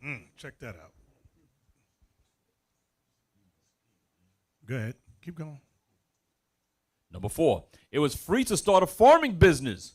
If any Libyan wanted to start a farm, they were given a house, farmland, and livestock and seeds, all free of charge. Oh, he's so evil. What kind? The guy is just so evil. Go ahead. Number 5, a bursary was given to mothers with newborn babies. When a Libyan woman gave birth, she was given $5,000 for herself and the child. That's evil. What an evil dictator he is. Go ahead. Electricity was free. Electricity was free in Libya, meaning absolutely no electric bill. Number 7, cheap petrol. During Gaddafi's reign, the price of petrol in Libya was as low as 14 cents per liter. You know what all of this means? That means because they were going to use the proceeds from the oil that they have. That's what they were doing. That's right. But the point behind this, it shows you that Gaddafi's mentality was not about using the oil for himself. He was concerned for his people. Right. And that was the point. And they said we don't want that message out here going to nobody else. Thank you. What's the word? Subversives was saying, oh, he's evil. He's taking all the money for himself. The people are starving. Look what he's doing to the people. In America, black people are over here. Even the people in Panama, they were saying the same thing. They said that when Noriega, Right. 42 cents a gallon, you said? Yeah. Okay. They were saying they were eating their 3 meals a day before the so-called democracy came over. He said now they ain't eating one. Hey, Bishop, by the way, the same thing the blood in Venezuela was doing also. Chavez, he was doing exactly the same thing. So when Chavez was, now you see how the poor in Venezuela is digging into trash can for food. When Chavez was president, they got everything. That's why they love Chavez. Imagine they sent the jackals after Chavez because mysteriously he had a brain aneurysm and died. Yeah, that makes no sense. The dude was healthy. All of a sudden, he's dead now. And then a new guy came in and the economy went whoop down the drain. Now they're eating out of Because garbage he didn't want to cans. play. You don't want to play ball with them. Right. Exactly. Go ahead, Amazon. Number 8. Gaddafi raised the level of education. Before Gaddafi, only 25% of Libyans were literate. This figure was brought up to 87%, with 25% earning university degrees. Number 9. You know who tried to do that part right there? Ghana. What's his name? In the 60s. Kwame Nkrumah? Yes, Kwame Nkrumah. He tried to do that thing. They shut him down too, moved him to, sent him out. Go ahead. Number 9. Libya had its own state bank. Libya had its own state bank, which provided loans to citizens at 0% interest by law, and they had no external debt. Now, you might ask, well, what's so important about that? You know, most of Africa, they have to send money to France's central bank. They got to send a large portion of money to France's central bank. Go ahead. Number 10, the gold dinar. Before the fall of Tripoli and his untimely demise, Gaddafi was trying to introduce a single African currency linked to gold, following in the footsteps of the late great pioneer Marcus Garvey, who first coined the term United States of Africa. Gaddafi wanted to introduce an only trade in the African gold dinar, a move which would have thrown the world economy into chaos. Right, because you don't need Esau no more. They said, what the hell is that? Esau would have been mad as, he was mad as hell when he brought this up. Go ahead. The dinar was widely opposed by the elite of today's society. And who could blame them? African nations would have finally had the power to bring itself out of debt and poverty and only trade in this precious commodity. They would have been able to finally say no to external exploitation and charge whatever they felt suitable for precious resources. It has been said that the gold dinar was the real reason for the NATO-led rebellion in a bid to oust the outspoken leader. Right. You got to think about, it makes me think about the video when they dragged Gaddafi through the street, bloody, beat the hell out of him and killed that man. Man, I couldn't believe what I was looking at. And Hillary Clinton was cheering. We got rid of that dictator. And then on the street, yeah, Gaddafi was evil. Shut the hell up. You know, when you read about that man legacy right there, I mean, now what you was talking about, how they did him in the street, that's some evil thing right there, man. Then he played the example for the African nation to say you cannot do it. If I can do it, your guys can do it. America despised that thing, man. Right. Let's go back now. Oh, was that it? We finished that, right? Hold on, Bishop. You know what was behind it? He made the mistake when he let the French then think all white men are evil. He let the French inside that thing first, thinking that the French is different than the white boy. No, they're all the same race of people. They're devils. That's what they are. But that's what one with Gaddafi, when he let other then think that they all was behind it. Then now when he realized he had opened the door to them, then he said, damn, I messed up. That's why they did what they did to that dude, man. Let's go back. Revelation 6. Yes, Revelation 6. Read that again. I want y'all to, I don't want to forget the thought. Revelation 6, verse 5. And when he had opened the third seal, I heard the third beast say, come and see. And I beheld, and lo, a black horse. Black horse represents the black nations. Go ahead. And he that sat on him had a pair of balances in his hand. That's when we went to Leviticus, where God says balances represent just weights, and I forgot the wording, but y'all know what I'm talking about. Go ahead. And I heard a voice in the midst of the four beasts say, a measure of wheat for a penny, and 3 measures of barley for a penny. And see thou hurt not the oil and the wine. You realize that the IMF and the World Bank are located in Washington, D.C., right across the street from each other. They the one that control all the world economics, right from Washington, D.C. Okay, and if you don't play ball, play game with them, you are finished. Revelation 13, 16, and 18. The book of Revelation, chapter 13 and verse 16. And he causeth all, both small and great, rich and poor, free and bond, to receive a mark in their right hand. Goes into their policies. Go ahead. Or the right hand meaning you got to support it. That's what your right hand represents. Go ahead. Or in their forehead. Meaning you got to believe it. Okay, you got to accept it. That's what you do with your mind. Go ahead.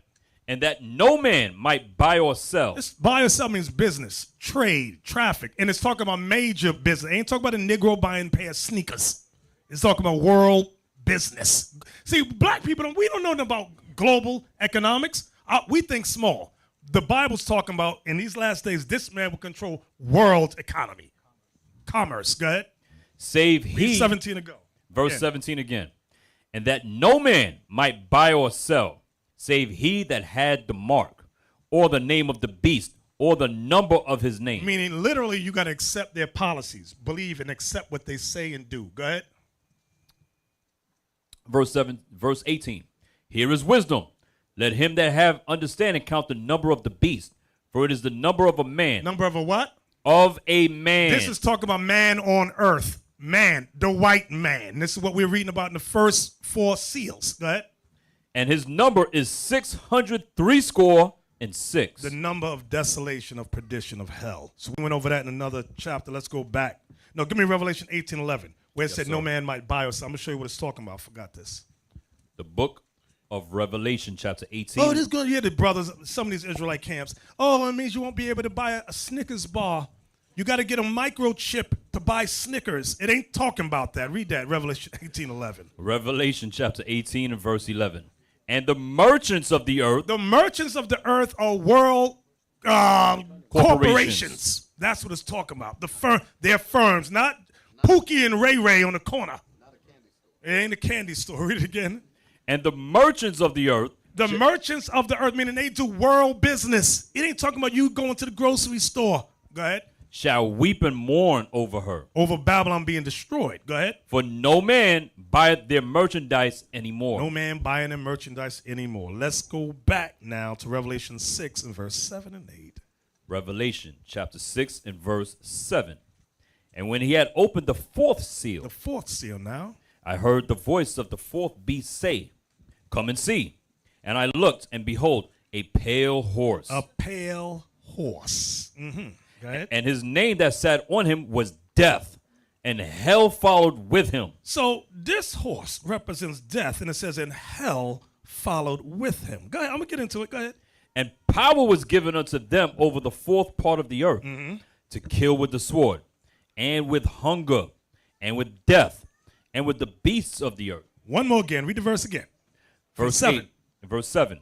And when he had opened the 4th seal, I heard the voice of the 4th beast say, Come and see. And I looked, and behold, a pale horse. And his name that sat on him was Death, and hell followed with him. Pause right there. Give me Habakkuk chapter 2, verse 5.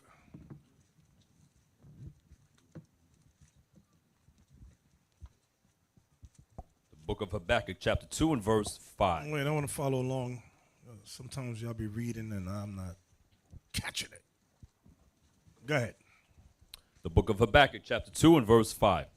Yea, also, because he transgresseth by wine. This wine represents philosophy. How do we know? Micah, is it 2:11? Yes, sir, 2:11. Just get the precept real quick, because I know somebody in the back going, well, how do you know wine is philosophy? What are you talking about?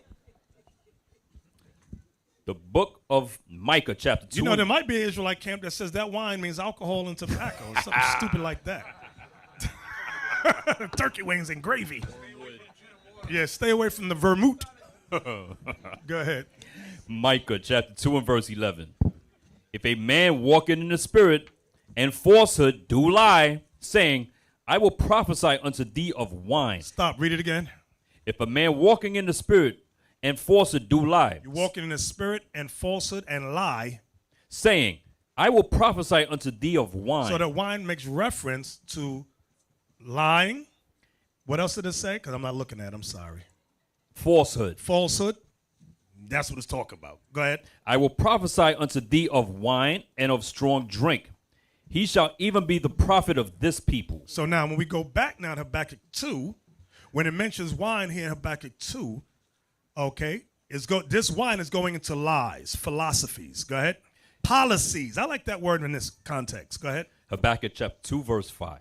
Yea, also, because he transgresseth by wine.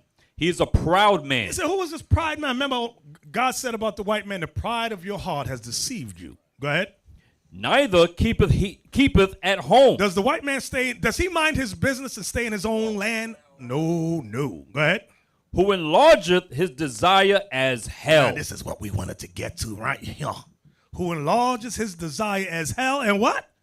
And is as death. And is as death. You accept this man's policies. You follow his philosophies. God is telling us this man is death. What does it say? And this man, what does it say? This man. His desire as hell. As hell. And is as death. And is as death. Because what happens? Once they introduce whatever it is into your country, like for example, in Kuwait now, they didn't want Esau in there. Because now they introduce, not only did they introduce a form of Christianity, they're celebrating Christmas now. They open porn stores. The people are like, what the hell is this? What have you done to our country? The country goes down, down, down. Spiritually, mentally, morally, it's corrupt. And especially economically. Go ahead. And cannot be satisfied. This man, God says, cannot be satisfied. Go ahead. But gathereth unto him all nations. Right, because once he destroys your land, he says, now he extends the olive branch. You can come to my land. Your land is destroyed. Your economics is destroyed. You can come to America. Come be a citizen here.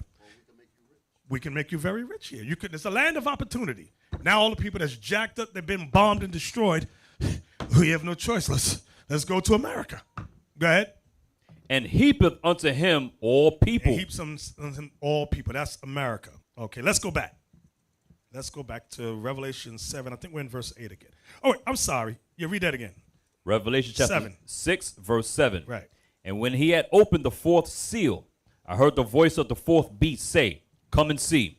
And I looked, and behold, a pale horse. So that pale horse precepts with Zechariah 6, verse 3. Zechariah 6 and verse 3. And in the third chariot, white horses. And in the fourth chariot, grizzled and bay horses. See that part, grizzled, that goes into pale horses. Let's go back. Revelation 6 and verse 8. And I looked, and behold the pale horse, and his name that sat on him was Death, and hell followed with him. That's Esau. That's all going into Esau, the rise of the white man. First he conquers, then he takes away peace from the earth, he destroys your economics, and once all that happens, death and hell follows right behind him. Go ahead. And power was given unto them over the fourth part of the earth. Now what's the fourth part? Give me 2nd Esdras 11, verse 39 and 40. Well, you got to remember, this man has conquered the earth. So you go, well, what's the fourth part going into? Read that. 2nd Esdras chapter 11, verse 39. Art not thou it that remainest of the four beasts? They're the fourth beast. That's what it's going into. Go ahead. Whom I made to reign in my world, that the end of their times might come through them. The end of the world is going to come through this man. This beast right here, this Edomite beast, the end of the world is going to come through them. And when it says the end of the times, it's talking about destruction of their worlds. Go ahead.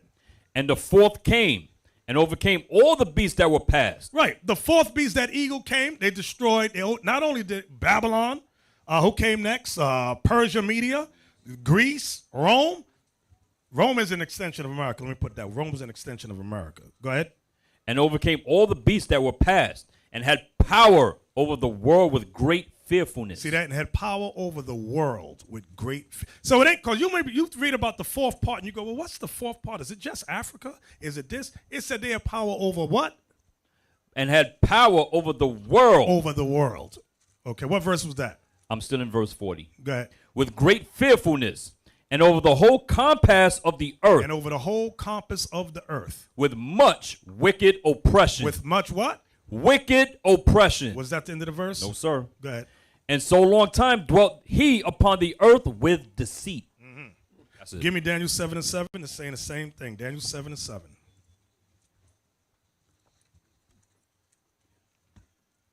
The book of Daniel, chapter 7 and verse 7. 2nd Esdras 11 goes with Daniel 7 and 7. Go ahead. After this I saw in the night visions, and behold, a fourth beast, dreadful and terrible, and strong exceedingly, and it had great iron teeth.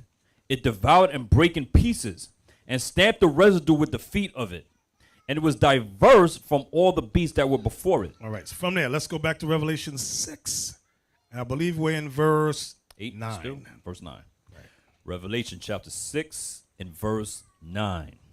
And when he had opened the fifth seal, I saw under the altar the souls of them that were slain for the word of God and for the testimony which they held. Verse 10. So these are the prophets and the apostles. Go ahead. Verse 10. And they cried. Wait, give me 2nd Ezra to go with verse 9. Give me 2nd Ezra 4, verse 35.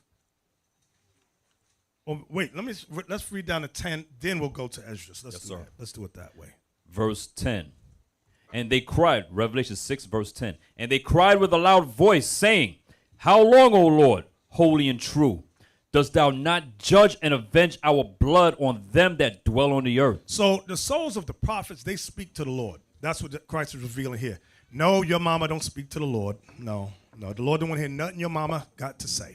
These are the ones that was murdered and killed or died following the Bible, following the scriptures. Your mama followed Caesar Borgia. God didn't want to hear nothing she got to say. I'm going to tell you straight.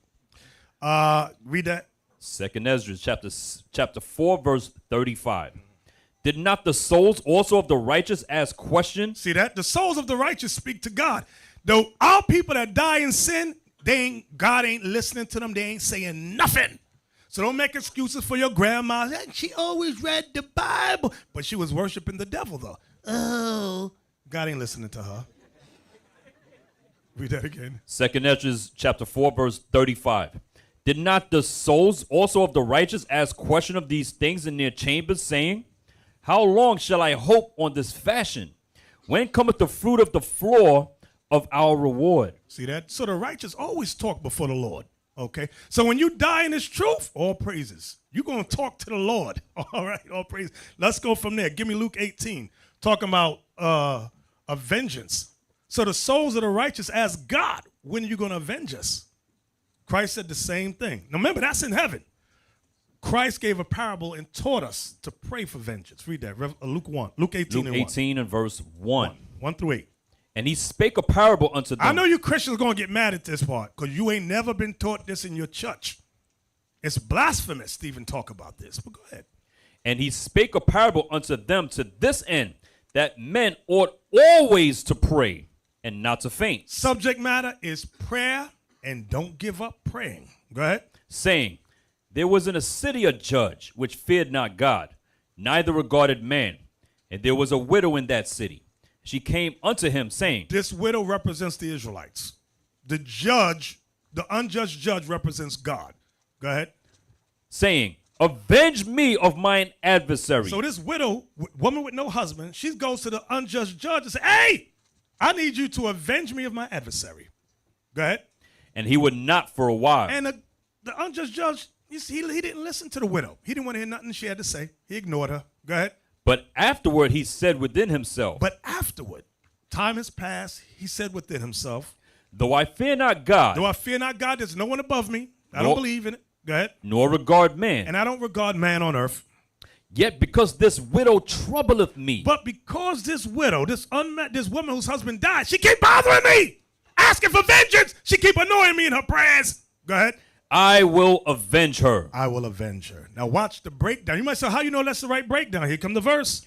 Lest by her continual coming she weary me. Here's the point. Go ahead. And the Lord said, Hear what the unjust judge saith. Christ said to us now, hear what the unjust judge said. Go ahead. And shall not God, shall not the Father avenge his own elect? Avenge the Israelites? Which cry day and night unto him? Which cry day and night unto him? Though he bear long with them. Though he bear long with the Israelites. I tell you that he will avenge them speedily. He will avenge them speedily. Nevertheless, when the Son of Man cometh, shall he find faith on the earth? You know why he asked that? Because some of you don't believe that. You think it's evil to pray for vengeance. That's why he said, well, will there be faith on the earth? Why? Because we got white supremacy in our mind. We think it's evil to pray for vengeance. And it's not talking about pray for vengeance against your brother. It's talking about the other nations, of course. But, like, I'll give you an example. We was talking about this the other day. You ever notice when for a cop, cop kills a black kid and our people's rioting in the streets, right? Who was the mother? And if you notice, watch this. Every time the parent comes out there, they say stuff like, let's all be at peace. Let's just love each other. Let's forgive. Y'all know what I'm talking about? You ever hear black people that we're quick to forgive. One, I think, if I'm not mistaken, was it Mike Brown's parents who said, burn, the mama went out and said, burn this down. Y'all remember that? Yep. The jackal said, hey, come with me in the back. They said, not only will we charge you and your husband for all the destruction out here, you're going to spend the rest of your time in jail. She had to go back and recant her statement. We're not allowed to say so. Although in your mind, I'm going to burn, I want everything destroyed because your kid has just been murdered.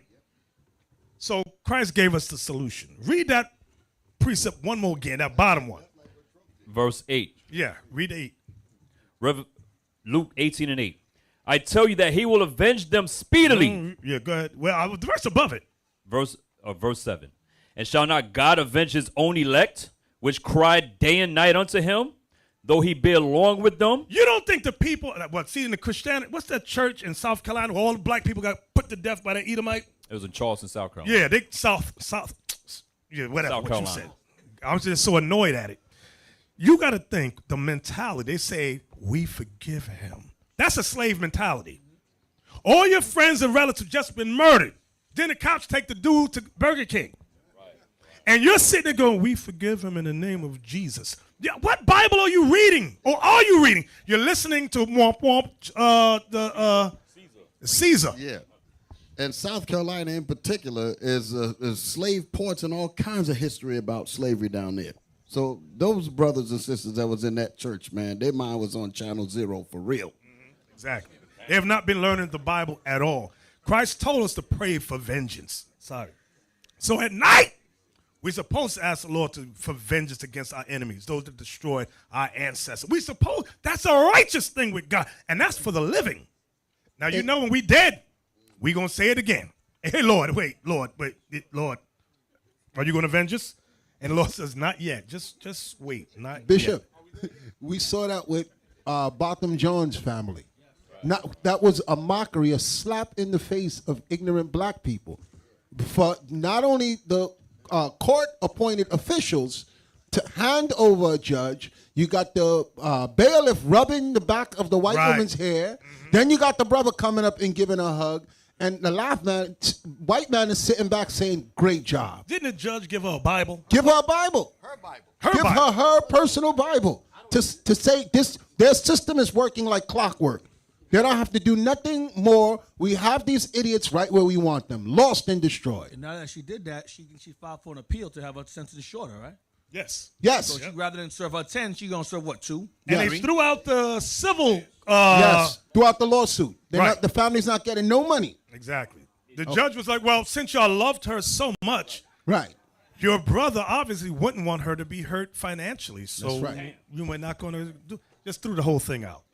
Black people are worse than cockroaches sometimes. Hey, I don't know what's wrong Bishop, with us. they get mad when we say black people. And the Most High is making a separation between the Israelites and black people. You black people, there's no hope for you. Your hope is in Obama, voting, getting money. And the bishop is showing you in the scriptures that there's principalities and dark forces in high places that can only be taken down by God.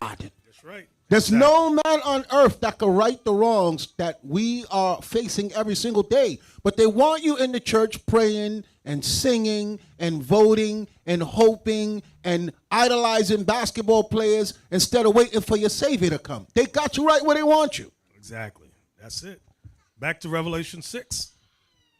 And we are at verse 11, right? Yes, sir. The book of Revelation, chapter 6, and verse 11. And white robes were given unto every one of them, and it was said unto them, that they should rest yet for a little season. We're in that little season right now. This is the time we're in. Go ahead. Until their fellow servants also and their brethren. So, yes, we're in the 5th seal. Go ahead. That should be killed as they were. So some of our people are going to be killed as they were. The brothers that stand up for righteousness will be killed. Go ahead. Some. Go ahead. should be fulfilled. Read. And I beheld when he had opened the sixth seal. Now the sixth seal has not come yet. As we read down, you're going to see what the sixth seal is. We're in the fifth seal, not the sixth. Go ahead. And lo, there was a great earthquake, and the sun became black as sackcloth of hair, and the moon became as blood. Now, you see that part where it says, and lo, there was a great earthquake. That great earthquake, give me that precept, Revelation 11, 12 and 13. Revelation 11, verse 12 and 13 talks about the great earthquake. Want verse 12 and 13. The book of Revelation, chapter 12, in verse 11, chapter 11, verse 12. Yeah, chapter 11, verse 12 and 13. Verse 12. And they heard a great voice from heaven saying this is unto talking them, about the elect that repent of their sins. Men, women, boy, girl. Go ahead. Come up hither. Come up hither. This is what the church is called, the rapture. Go ahead. And they ascended up to heaven in a cloud. In a chariot. Go ahead. And their enemies beheld them. The nations are going to see us rise in these chariots. Go ahead. And the same hour. The same hour, meaning the same exact time as we're taken up. Was there a great earthquake? Was there what? A great earthquake. A great earthquake. This is what we read in Revelation 6. Go ahead. And the 10th part of the city fell. Now, let's go back. Let's go back. We were in Revelation 6 and 12 now. The book of Revelation, chapter 6, verse 12. And I beheld when he had opened the sixth seal, and lo, there was a great earthquake, and the sun became black as sackcloth of hair, and the moon became as blood. Go ahead. And the stars of heaven fell onto the earth. That's talking about their satellites. What verse you at? Verse 13. Go ahead. Even as a fig tree cast her untimely So I want figs. you to pay attention to verse 13. The stars of heaven fell unto the earth, even as a fig tree cast her untimely figs. Go ahead. When she is shaken of a mighty wind. Read.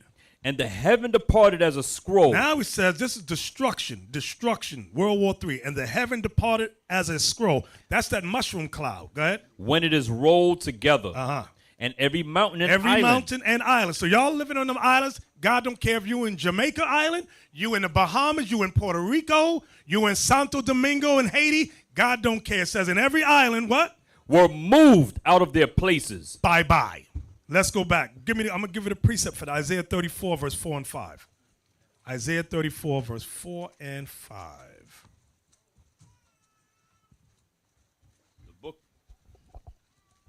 The book of Isaiah, chapter 34, verse 4. And all the host of heaven shall be dissolved, and the heavens shall be rolled together as a scroll. This is what we just read in Revelation 6. Go ahead. And all their hosts shall fall down. Their satellites shall fall down. Their jets shall fall down. Go ahead. As the leaf falleth off from the vine. Didn't we just read about that? Go ahead. And as a falling fig from the fig tree. We read the same thing in Revelation 6 about the sixth seal.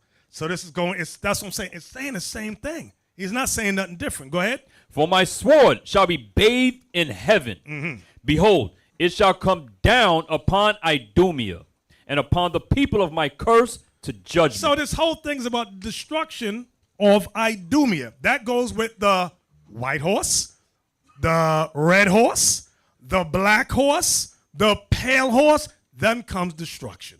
That's what's going to happen. Let's go back. And Idumea, that's the Greco-Roman word for Edom. 6 verse 14, 15. You can read 14 again. Verse 14. And the heaven departed as a scroll when it is rolled together, and every mountain and island were moved out of their places. And the kings of the earth, and the great men, and the rich men, and the chief captains, and the mighty men, and every bondman, and every free man, hid themselves in the dens and in the rocks of the mountains. Pause right there. Officer Noah, give me that video. We're going to explain this part here about they hid themselves in the dens and in the rocks of the mountains. Watch this thing here. Just talk about them underground bunkers. The federal government's ready for the moment of disaster. As mushroom clouds plume, key politicians and federal staffers Wait, that's will be the rushed scroll. underground. What did it say? It said, and the heaven departed as a scroll. That's that mushroom effect right there. You're going back to the beginning again. Go ahead. The federal government's ready for the moment of disaster. As mushroom clouds plume, key politicians and federal staffers would be rushed underground. The sites are prepared, humming along with daily activity right now and hidden from the public. If you're invited, you already know it. If not, you're sort of on your own. Some new facilities have been built up over the last few years, and Wait, Garrett pause, Graff I gotta found say one something by real quick. There's a movie. I'm sorry, you might remember. You don't look at too many movies, so I ask him. You know, there's a movie where a big flood. You saw a big flood. They made these giant ships, and there was a lottery. 2012, and there was a lottery for people to come on. This guy was saying, he said, no, this is for key people in the government. This ain't for the average Negro, Latino on the street. You're gonna be ashes to ashes, dust to dust. You die. Go ahead. accident. While writing about national security for Washingtonian magazine, Graff told NPR he came into possession of a federal employee's badge. On the back, when he flipped it around, it had driving directions. Google Maps showed nothing there, so Graff hopped in the car, and when he arrived at the site in West Virginia, he said, the road dead ends into the side of a mountain. There's this little guard shack, chain link fence, and then this set of concrete bunker doors beyond. This wasn't on a map. It wasn't found in government records. So the reporter started digging, and he turned up some fascinating information about some of those bunkers. The most famous, Raven Rock. Situated close to Camp David on the Maryland-Pennsylvania line, Raven Rock has been renovated recently, and it's ready to go at a moment's notice. It operates 24 hours a day, 7 days a week, every single day of the year. Graff explained to NPR, Raven Rock is inside a hollowed-out mountain, a freestanding city inside, made up of individual 3-story buildings. It has a fire department, police department, medical facilities, even a dining hall that serves 4 meals a day. After 9/11, Raven Rock was dramatically expanded, and today, it could hold as many as 5,000 people. For the overflow, more facilities are hidden around the country, some known, some secret.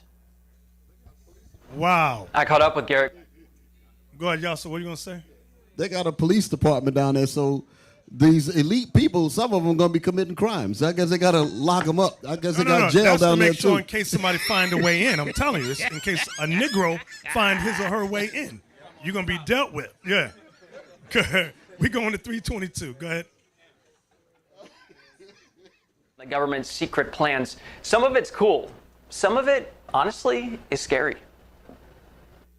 This is the history of the government's Cold War doomsday plans, sort of everything that would have happened during and after a nuclear attack and the secret plans for how the U.S. government would rebuild afterwards. And while the book focuses a lot on the Cold War, these plans are all still now in effect. These are the same plans that would guide us if we ended up in a war with North Korea or with Russia today. So there is this whole network of bunkers around Washington, including one of the largest is Raven Rock, the title of the book, which is the mountain bunker in Waynesboro, Pennsylvania, just over the state line from Camp David, the president's weekend retreat. And Raven Rock and Mount Leather, which is the civilian government bunker in Berryville, Virginia, are literally hollowed out mountains with small cities built inside, where the U.S. government would retreat in the event of an evacuation of Washington or a surprise attack. We have this whole network of helicopters and planes that would drop in, evacuate officials from across Washington, and evacuate them out to the mountains in these bunkers and dozens of others like them scattered around the rest of the United States. Who would get in and who, we'd be sitting here today still, doesn't matter, but certain people that you might think would get in probably won't. So one of the interesting aspects of this book is understanding just how I was getting caught back up again. So go back to Revelation 6 and verse 15 again. We're done. We're almost done. Revelation chapter 6 and verse 15. I'm showing you how the Bible is real. Go ahead. And the kings of the earth, and the great men, and the rich men, and the chief captains, and the mighty men, and every bondman, and every free man hid themselves in the dens and in the rocks of the mountains. So the only bondman going in there is your servant. You want your slave might come with you. What are you going to say, Aithan? Hey, that's Jeremiah 16 and 16. Yeah. Bishop, exactly. As you're bringing this out, the black people, this is entertainment to them. The people of God are scared as this is going out, but the black people, this is entertainment. How many of y'all ever saw that Twilight Zone episode? Some of y'all wasn't. I was a child when Twilight Zone came out, where the one man in the neighborhood built an underground bunker because he was scared that a nuclear war was going to come. And when the nuclear war, they finally got an alert that a nuclear war was coming. What they did to that man's house. They was beating down the door. They were saying, just let my children in, please. Come on, Dad. Are you going to let us die? The whole neighborhood was tearing his house apart to run down into that little place. He kept screaming out, it only holds 3 people. You need to go and run and hide. We laughing right now. But guess what? That's the reality. Y'all think this is really fun. Like I said, you black people, this is entertainment. This is real life. This is really going to happen to you because there's not going to be no place to run or hide. The white man got a designated place to run and hide. They've tested. They've been prepping since before we was born. They have underground cities. There's numerous books on it. You people, the only place that you can hide is where? Where's the only place you can hide? In the Bible with God. Hey, you know what that proves, Asaph? The white man knows the Bible. That's right. He knows it's true. He knows it's true because if anything, he will be trying to stop this. Okay, but he knows he cannot stop this because it's written in the book. So he's prepping for something that you people don't have. It's an easy escape for you. It don't cost you no money. All you got to do is just give your soul over to the Most High God. Hey, Deacon, you just mentioned about where's black people going to go. The Bible got the answer. I'm just read one scripture, Bishop. You're going to like this. Psalms 91, first verse. Let's find out where we're going to be at. The book of Psalms, chapter 91, and verse 1. Mm-hmm. He that dwelleth in the secret place of the Most High shall abide under the shadow of the Almighty. That's the place, under the shadow of the Almighty. Now, further proof that it's talking about away from these weapons. Read verse 5 and 6. Verse 5. Thou shalt not be afraid for the terror by night. In the secret place of the Most High, you shall not be afraid. Go ahead. Nor for the arrow that flieth by day. Nor for the missile that flieth by day. Go ahead. Nor for the pestilence that walketh in darkness. Nor for the pestilence, diseases, and sickness and all that. That's going to come from these weapons and all that. Read. Nor for the destruction that wasteth at noonday. So that's the bombs. That's what the mushroom cloud and all of that. So where are we going to be at? In the secret place. So that's what it's talking about. Then you notice okay, that. Meaning the scriptures. Yeah, you notice that why he made plan, God already have his own plan. But focus in verse 15. Read verse 15 one more time. Psalms 91 verse. Revelation. Revelation chapter 6 and verse 15. And the kings of the earth, and the great men, and the rich men, and the chief captains, and the mighty men, and every bondman, and every free man, hid themselves in the dens and in the rocks of the mountains. They show you these bunk what they created for the elite. You understand? For the elite, they already tell you that your project dudes ain't coming in. Your gathers dude ain't coming in. Sister, the mattress would not help you underneath. You understand? Brother, you understand? Jumping in the bathroom, hiding in the bathroom, put water in your head ain't going to help you that day. You understand? It's just going to be in the shadow. You have to be in the shadow. You understand? God going to protect you, man. Then your guys who's talking all that folly about wormwood, today you're not going to cover your head that day. You understand? Where we at, Cap? That was verse 15. Read 15 to 17 again. Revelation 6, verse 15.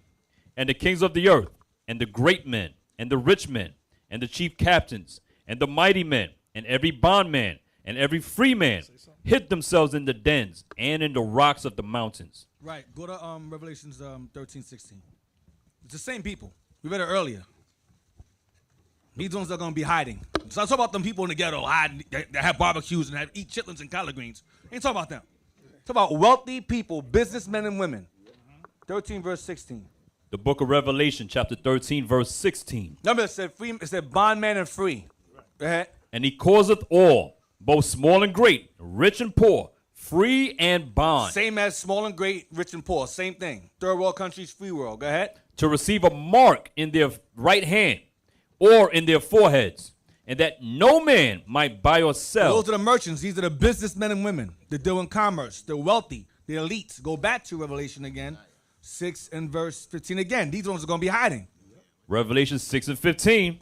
And the kings of the earth, and the great men, and the rich Great men. and rich. Go ahead. And the chief captains, and the mighty men, and every bondman. Third world country leaders. Go ahead. And every free man. Free world, Europe. Go ahead. Hid themselves. They hid themselves. These are the elite, the wealthy, not the people with ratchet, Negro woman and man. No, y'all gonna die here. You're gonna die straight up. And them nuclear bombs are as hot as the surface of the sun. You know, I'm not gonna stop that. No mountain's going to stop that at all. They said bombs now can destroy lands as large as Texas and France. It says it erases the land. Not something's left. It's gone. That's why it said in Isaiah. It says the islands will be moved out of the way. There'll be no land there. It'll just be water. Hot, boiling water with burnt fish. And burnt submarines and burnt sailors. So Deacon Nathan, you telling me that when you saying that there's going to be no place for the sisters or the brothers, ain't right? That means the 911 is over. Right. And there's no flying gin or vodka falling from the sky. In it's a wormwood. It's not in the Bible. Their welfare system is over. Yeah. You understand? Everything that they allowed the black woman to have a big mouth, that day is going to be over. That's done. Wow. One more, Elder. We read Isaiah 2, verse 19. Let's see what he's quoting from. John got this from Isaiah. Isaiah saw a lot of stuff. I'm surprised he didn't lose his mind. Because everything that John in Revelation, you read in Isaiah. Isaiah 2, verse 19 and down. It's like 3 verses. The book of Isaiah, chapter 2, verse 19. And they shall go into the holes of the rocks. And it's read verse 17, then jump to verse 19. I'm sorry. Verse 17. Going into Edom again. And the loftiness of man shall be bowed down. That's his pride being brought low, falling down. Go ahead. And the haughtiness of men shall be made low. All the power they had that they gained that great source will be brought down to nothing. They're going to lose all their power. The satellites, technology it's going to be completely destroyed. No power at all. Go ahead. And the Lord alone shall be exalted in that day. Only God will be exalted in that day. They cannot stop him. Jump down to verse 19. Verse 19. And they shall go into the holes of the rocks and into the caves of the earth. You saw that on video. Go ahead. The caves of the earth. Go ahead. For fear of the Lord. Running from God. That's what it's saying. Go ahead. And for the glory of his majesty, when he ariseth to shake terribly the earth. When he allows those bombs to drop. When he shows up here and shakes the earth himself. Go ahead. In that day a man shall cast his idols of silver and his idols of gold, which they made each one for himself to worship, to the moles and to the bats. Right. Now all of a sudden they're going to try to rely on their gods to save them. They ain't going to save them. Are they going to be eating bats and getting the coronavirus? The coronavirus, Heineken virus, Bud Light virus, whatever the hell it is. Then you notice that day, bro. That day they're all going to clap their hands and underneath the bunker. When they get out, they're going to see pure black men. Right. Oh, what happened to black people? Why they don't get burned? No, they're coming for you. They're knocking on the mountain door, knocking on the door. Verse 21. Verse 21. To go into the clefts of the rocks and into the tops of the ragged rocks, for fear of the Lord and for the glory of his majesty, when he ariseth to shake terribly the earth. Verse 22. Watch this. Verse 22. Cease ye from man. Don't rely on the white man to save you. Cease ye from man. Go ahead. Whose breath is in his nostrils. Who can die just like you. Go ahead. For wherein is he to be accounted of? Because he's gone. He'll be dead along with you for relying on him. All praises. Go back to Revelation 6, and we're going to close it out 15 down. The book of Revelation, chapter 6, verse 15 again. And the kings of the earth, and the great men, and the rich men, and the chief captains, and the mighty men, and every bondman, and every freeman hid themselves in the dens and in the rocks of the mountains, and said to the mountains and rocks, Fall on us, and hide us from the face of him that sitteth on the throne, and from the wrath of the Lord of the Lamb. For the great day of his wrath is come. Who shall be able to stand? So let the congregation say, Amen. Amen. All praises. Amen.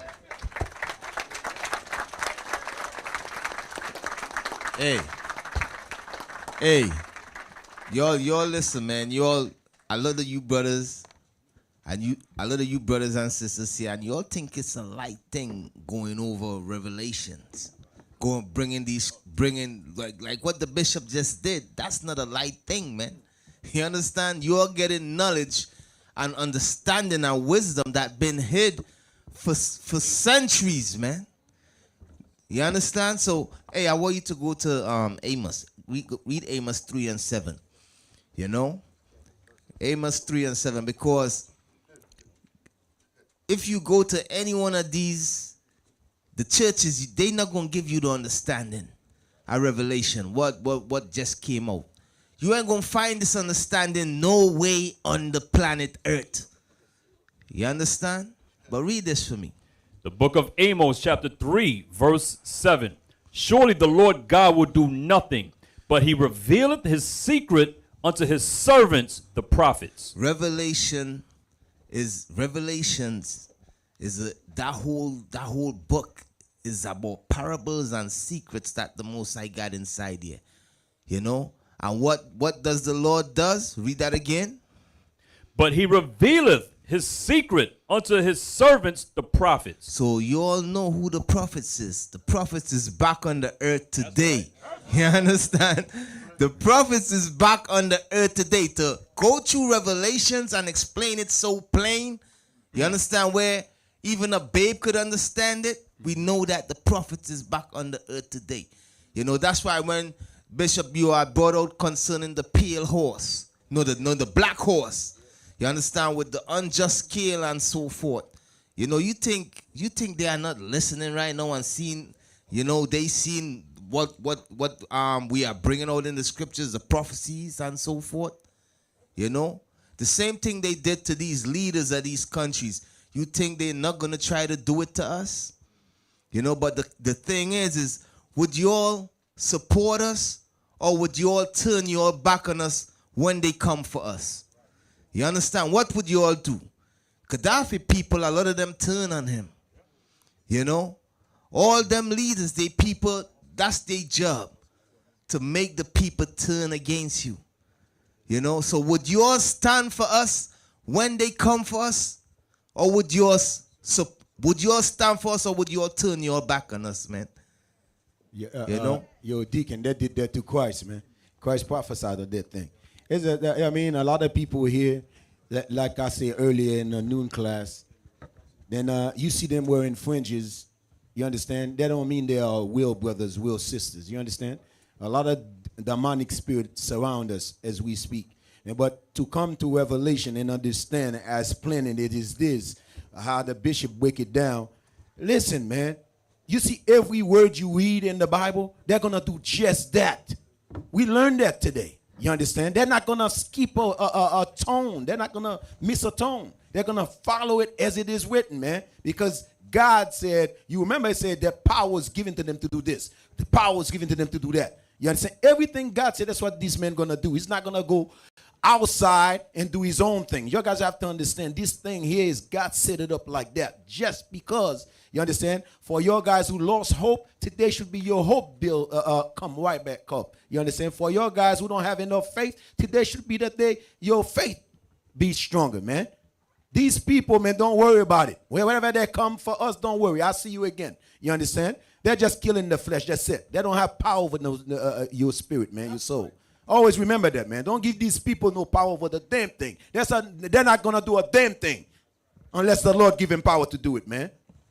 So I know we got some agent listening. We got some agent in here. This is what you're going to put your note today for your superior. Christ is coming for you.